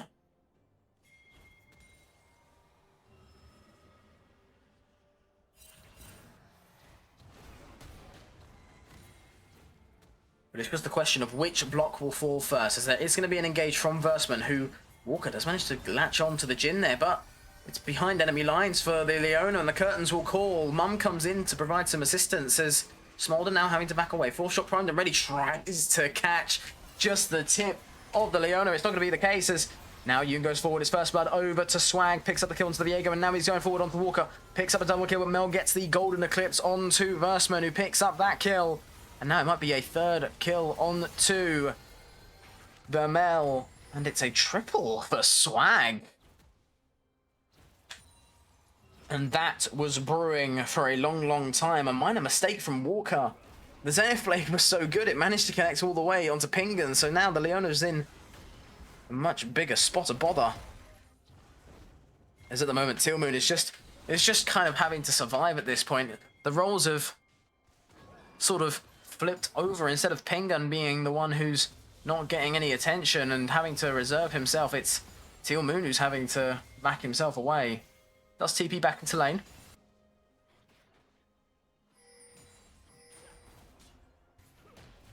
Now, firmly with the advantage. Swag, 3 kills up. No item yet, but very much on the way.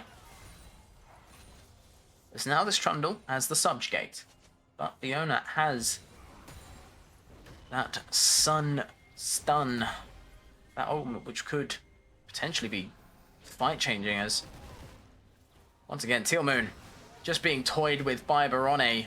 Is able to heal up his entire health bar, has the boost of swiftness now, so can run away even more successfully. As we are seeing a significant amount of damage coming in onto Yoon, being run down by Tom there. And the Mel does have the Blackfire Torch. Charms come through, and it's opportunity for Swag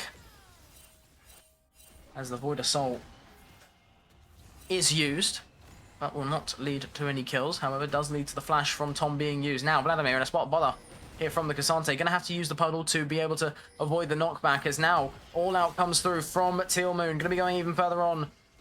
Vladimir does flash away, but now it's all on Teal'c. Can he confirm the kill? Not going to be able to confirm it just as he gets underneath the turret. Now Teal'c is on the other side of the fight.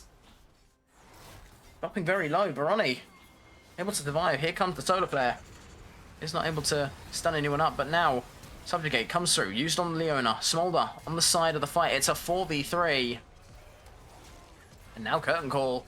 So Diego's dropping low as Mel will deny that 4th shot from connecting and will blast it back. Does land in the face of Swag. But this will be Drake number 2 going into the hands of TFG, and that's already going to be enhanced boots.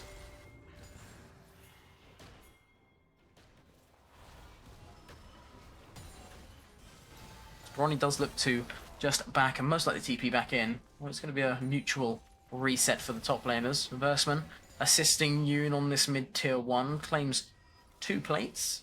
But Walker and Tom are moving back into lane now to prevent any further action.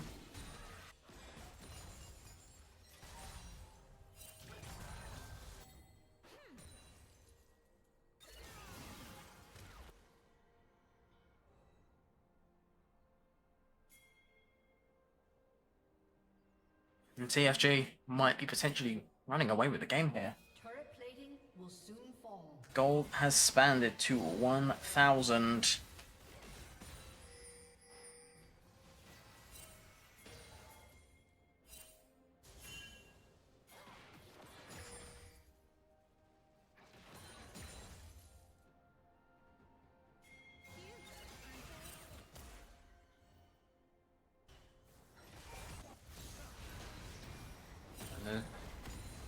Ronnie does come back into top lane. Teal'c and him are going to exchange some blows here. The Vladimir does now have the Riftmaker.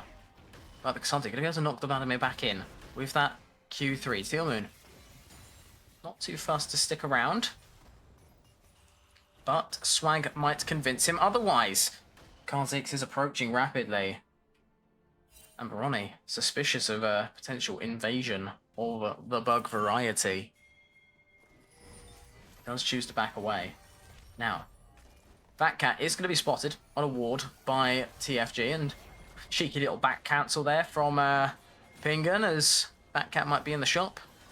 Does eventually find the ward and looks to try and reset. Now, where will the next lot of action be? Herald will be spawning in 10 seconds, and Swag is on the right side of the map to be able to collect it. Gonna look for a potential engage onto the Mel here. Now, going forward, Spirit Rush is used, and here comes the Kha'Zix. Enhanced, moving forward. Golden Eclipse not going to be able to connect us. It's going to be a kill over the Swag once again for him. As we're going to see an extended trade from the Cassante and the Vladimir. No Hema Plague up yet. As Swag making the most of that early advantage. Firstman coming in to support the mid laner in the taking of that mid tier 1 is going to be the first turret to fall, as Pingan is going to be left on his lonesome, but not really too much to fear. Has the Yumus, has the Swifties, and with that boot enhancement, it's going to be absolutely loving life at the moment. It's sprung to a 2.4k gold lead now. Treading on 2.5. As the Cassante does take an extended trade with the Vladimir, kind of zoning away with the Qs. This does take the W in to the Vladimir. All out is available, but so is Hemoplague. What is the conclusion of this fight? As Tillman not able to connect that Q3. Having difficulty here. But the Vladimir with the boots of swiftness. But Tillman, don't look now. The Ruined King is waiting in a bush for you to mess up. Uses the mist to close the gap. Spectral Maw comes through. Unstoppable. Going to be able to drag Viego onto the turret. All Out comes out, and Viego has to use the Heartbreaker to escape, as it's going to be flashes exchanged. Hemoplague has already been used by the Vladimir. Now it's Cassante in the 1v2. Vladimir going to be tanking one. Going to be tanking two. Turret shots are going to be falling. But Swag, meanwhile, going to be caught out by the Solar Flare. The stun lands. There's going to be a repeat stun and the Ignite on from Walker. Karzik's having to flash and dash away.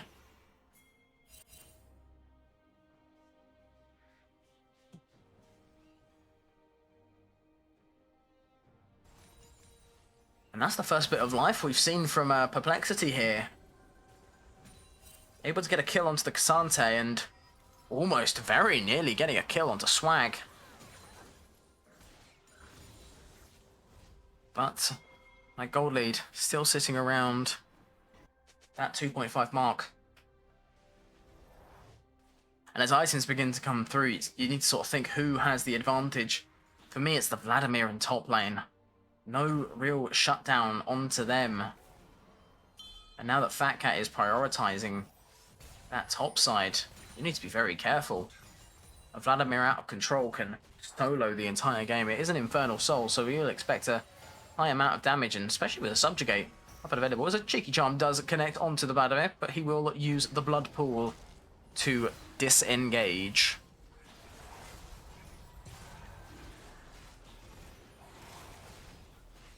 And it will be a third Drake going over to TFG. Something similar that we saw in Game 2 with that Mountain Soul. We did see Perplexity go up 3 Drakes to nothing. It could potentially be a Soul Rush here, but it's going to be a little extended trade. Spirit Rush used by Yoon to distance themselves from the Viego, as now Trundle might be getting caught out here. They will find the Leona and the Smolder, as Subjugate will be popped onto the Leona. Here comes the curtain call going in. Swag going to be caught out by the Leona, as now the Leona falls low. It's going to be the pick up kill for Swag as the Trundle flashes away, as it's all in on to Jin. Vladimir goes under the turret, and now will he be able to hold him underneath, as it's going to be a shutdown onto Pingun. Baroni able to claim that kill, but Viego does fall at the hands of Yoon. And Swag is still managing to escape these fights without a death.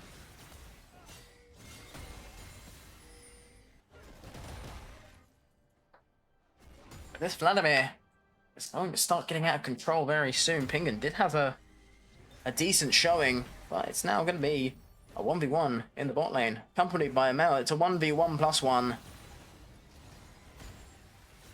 As Tillman ensuring that he claims that Rose Petal on the bot side, but the Atakan is going to be on that bot side, spawning in about 30 seconds. And at this point, you know, the gold lead is only 2k, so despite not shrinking significantly, it has still shrunk. And a lot of that value comes from those 2 turrets, so there is going to be a TP used into top lane. It's Tom coming in. But Swagger is here, going to get an easy pop onto Tom there. Not going to be able to deny the charm from Yoon, and that's another kill going the way of Swag, 6-0. As now Pingun potentially in a little skirmish with the Smolder. No curtain call available, and the Deadly Flourish doesn't manage to root up the little baby dragon.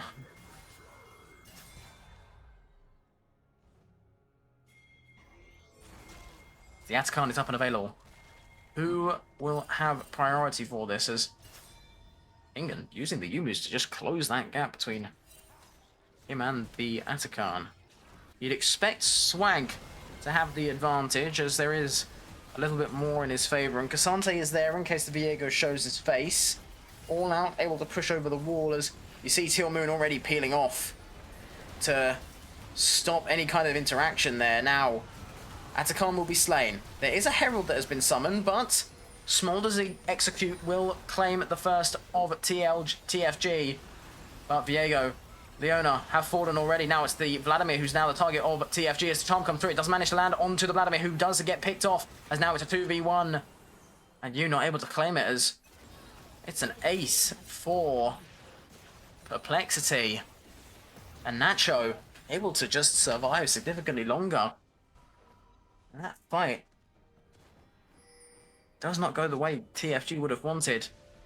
They started off well, able to pick up the kill onto the Viego and the Leona, but you lose your Cassante very early on.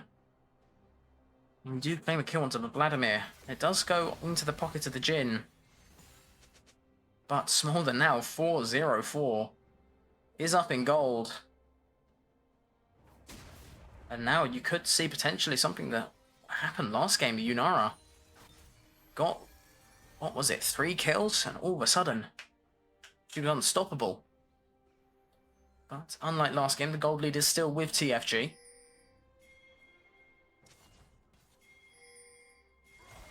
And, you know, you do still have this Trundle, who can just steal away the stats of the Leona. She is building that armor.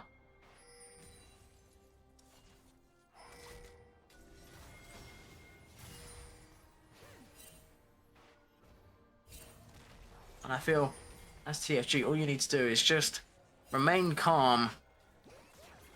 You're having the better mechanical plays, just don't make sort of baffling mistakes, really.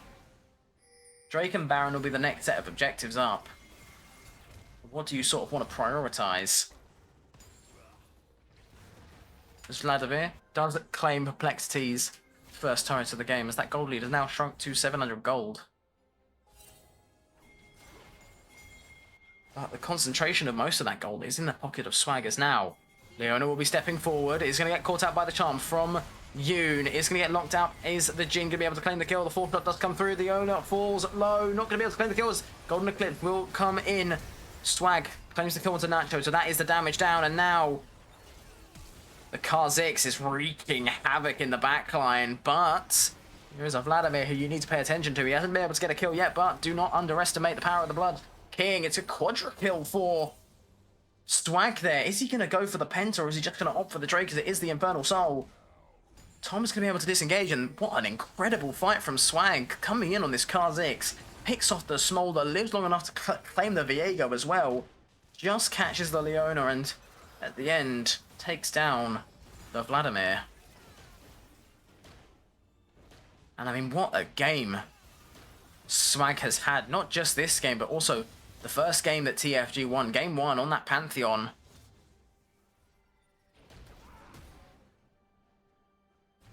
Swag proving to be an almost unstoppable force without the Malphite.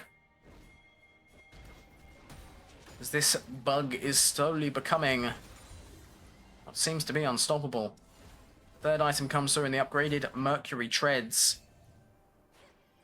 The waders are in the pockets of the Kha'Zix, so keep your eye on the bug.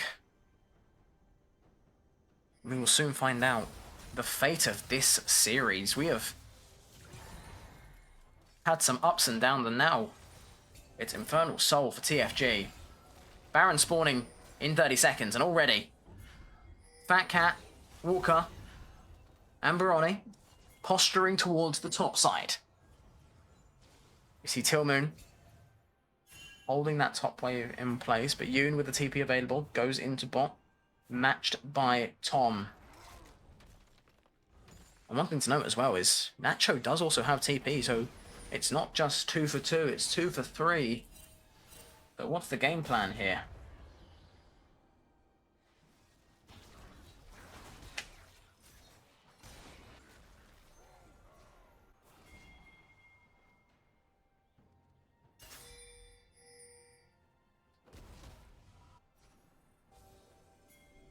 movement's coming through now for TFG. They do see the Leona. Deadly Flourish not going to be able to connect. Leona will remain unrooted for now, but Cassante finds stronghold in this bush. Going to try and hold down this sort of area, zone them away. Meanwhile, Yun is just content with farming in the bot side. And you have to think, what's the plan of attack here? For Perplexity, you are currently down as Leona is going to be rooted up. Solar Flare comes in, and now it looks like it's going to be an easy lockdown for the Lee, for TFG, as Swag picks up another kill this game, and Mum comes in to give some backup. Does connect on to Versman, but not much else as the flash is used by the Trundle. Now Cassante is peering over the corner, try and catch someone off guard here. And now, Perplexity without their support. Baron going to be started up now with the Trundle, with the Kha'Zix, with the Jhin. How fast is your Baron take? Trundle tells me fast, but Jhin tells me slow, as it's already down to 9,000 health, as perhaps you don't need to worry. But here comes the Viego. Spectral Maw. The Ruined King has the Heartbreaker, but that Smolder going to be caught up, going to be calmed down by Yun, and already Swag going to be claiming that kill, as now the Viego going to be dropping incredibly low. And it's going to be a double kill for Pingun. Hasn't really had too much of a foothold in this game, but the Curtain Call claims 2, and now it might be 3 for the Jhin. And now you sort of have to say this has to be a Baron. You've got 20 seconds on the Smolder, and that's the soonest spawn. Vladimir and Leona might be able to stay along in a fight, but not going to be able to stop this Baron. It's going to be a comfortable take for TFG. And once again, we're looking at Swag. My goodness, this Kha'Zix is looking unstoppable.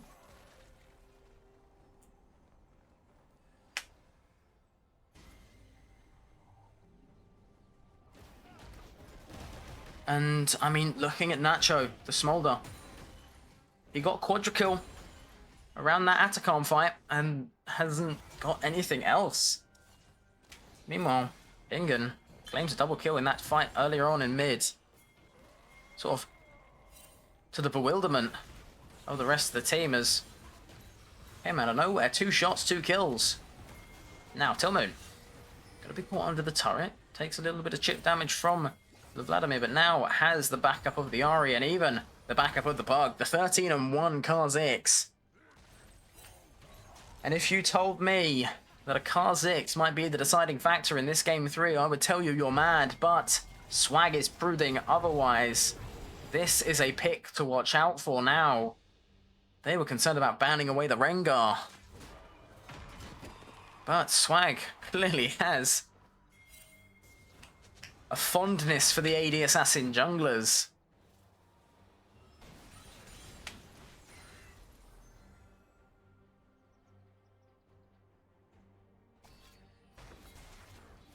As for the moment, it's a 9 kill advantage and an 8k gold lead for TFG. 4 Drakes,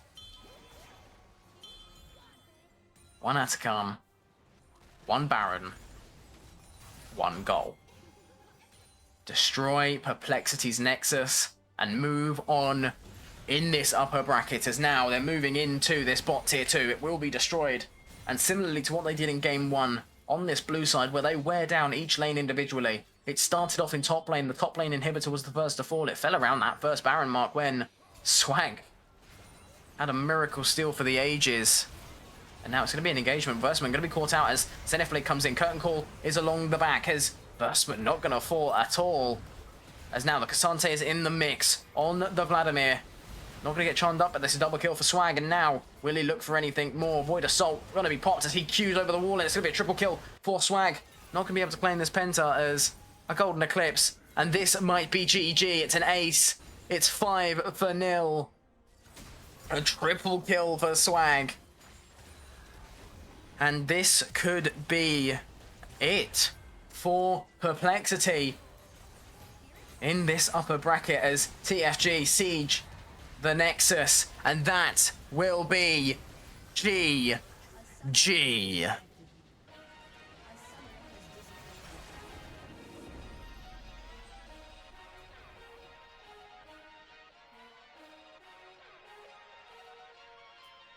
And my goodness, what a game it was. Game 3 going the way of TFG. And you have to just say, what a game from Swag.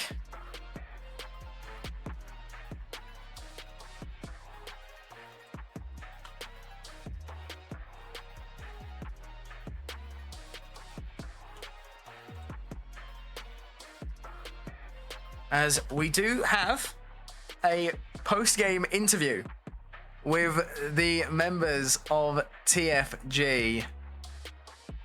And I will just turn the music off. As it has been a wonderful game for them. Obviously, picking up a significant amount of kills in that last game, you have to admit.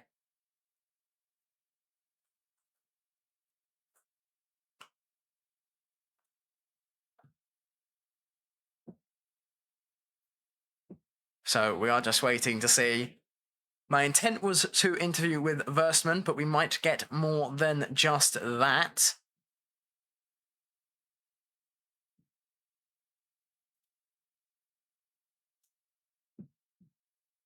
As we are currently awaiting the members of TFG to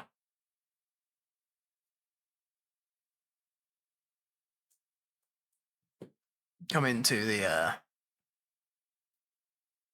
VC here.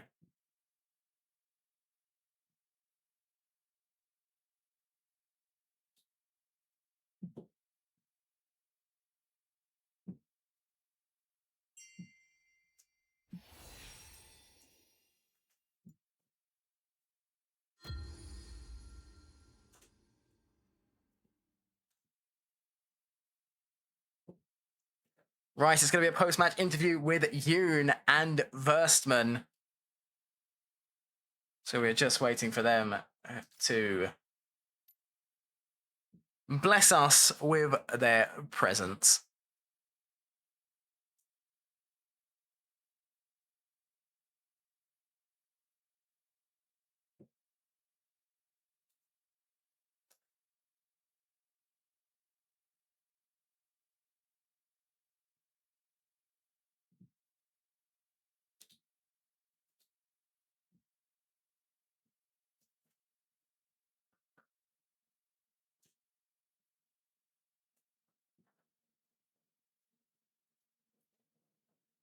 So after that final game, CFG 2, Perplexity 1. And for me personally... Oh. Hey, yo, Hi, hello. Hello there.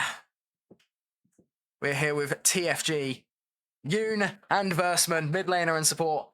What was going through your mind in that third game, with the Trundle pick especially?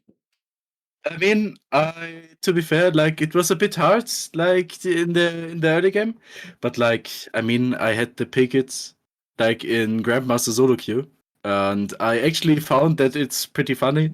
I tested this yesterday, and I mean, yesterday it was a bit easier. Yeah, we had some good success with it. Yeah, I mean, 0316 Trundle. I mean, the troll is real, you know. Yeah, honestly, I saw the Leona pick and then I saw the Trundle and I immediately thought, that's going support. And I think, the Trundle was a fantastic pick, but credit where credit is due. Swag had an absolute fantastic series. You have to agree, that Pantheon Baron steal in that first game, my goodness, he does not miss those. And then in game 3... Yeah, I was just going to say, I'm not going to lie, I feel like he's the one steering the boat for a lot of our games. He's the mastermind behind a lot of our decisions. So even in the games we win, if he's not got the best score or he might make the odd mistake, he does carry a lot of these games for us. I mean, yeah, especially in that third game, absolutely impressive scoreline on the Kha'Zix of all picks. Yeah. And it seems like, despite them trying to ban out the mid lane pool, I saw that Kiana hover in that game 3. I know you wanted to pick it. But obviously, you had a Kha'Zix, you had a Kasante and a Jin.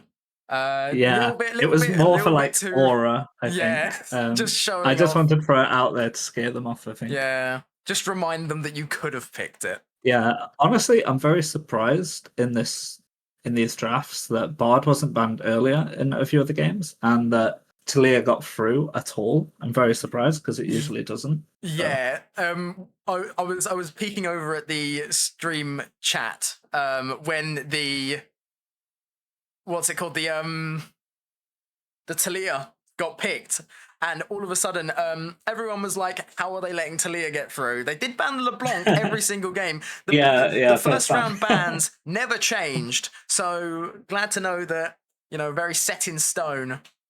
Yeah, I feel very seen when that happens. When your Yes. pick gets banned. But Versman, you did have the Pike banned against you every single game as well. So what are your thoughts on that?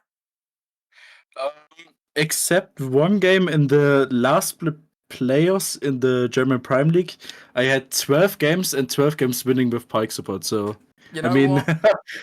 If statistics repeat themselves, in which case get rid of it. Now, Joe is coming in with a question, and it just says, "Ask about Renata." So, does anyone know what the context behind that is?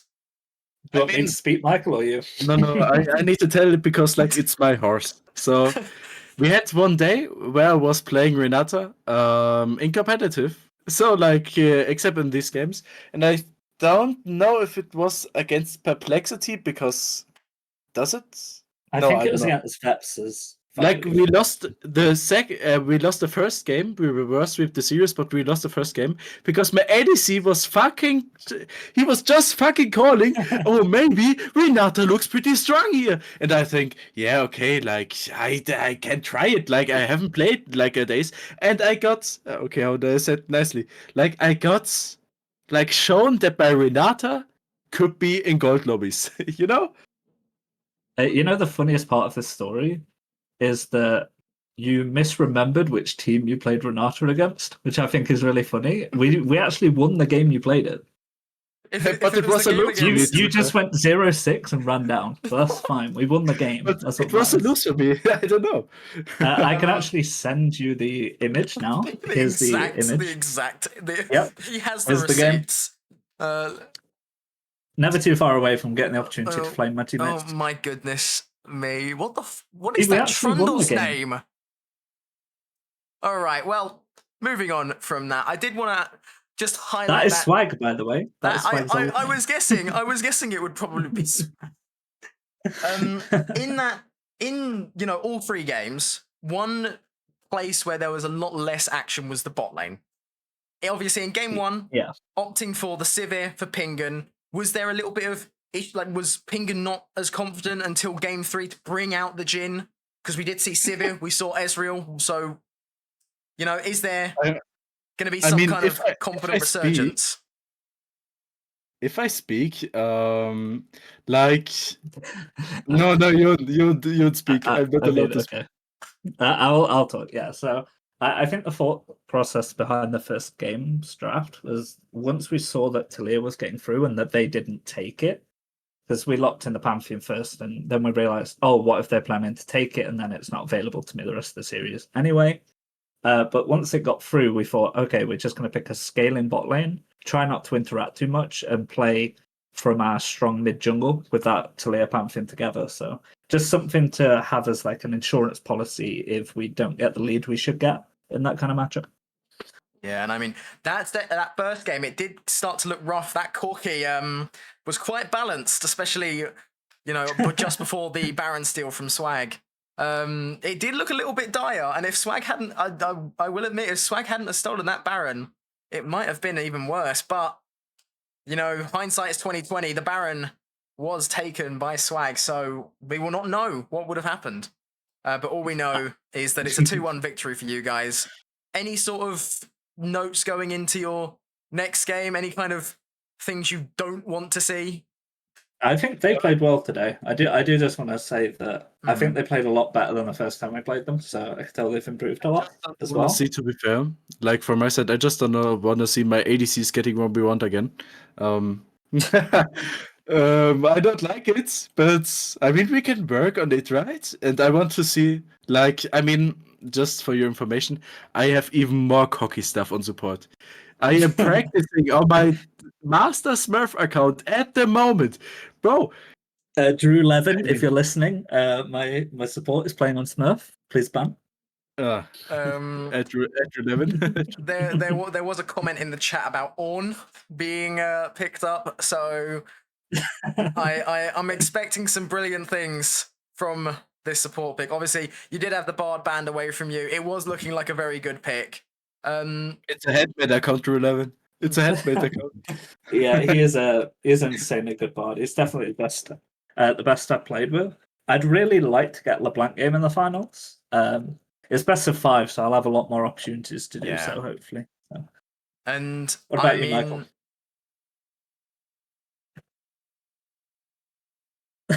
Michael, he's what do you want to he's play? he's not there. He's busy. What? What's going on? What sort of It's fine. It's picks? just woke up. What sort of picks do you want to be able to play? Obviously, don't expose too much because otherwise it will ruin I the surprise. won't tell you, but like, I mean, every road to master, I mean, you can see it at ASAP, I guess. Would you like the mean- pike to get through the ban phase? I mean, I'm just saying, Kesante on his, like, when he was released was pretty fine on support. That doesn't fill me with anything but dread. Yeah, I might have to talk to Joe about that one. Right, well, guys, absolutely fantastic to talk to you. Well played again. Thank you for having us. Thank you for streaming it all. And, well, best of luck. I'm not sure when the next game is, but all I know is that you're still in the upper bracket and you're still fighting strong.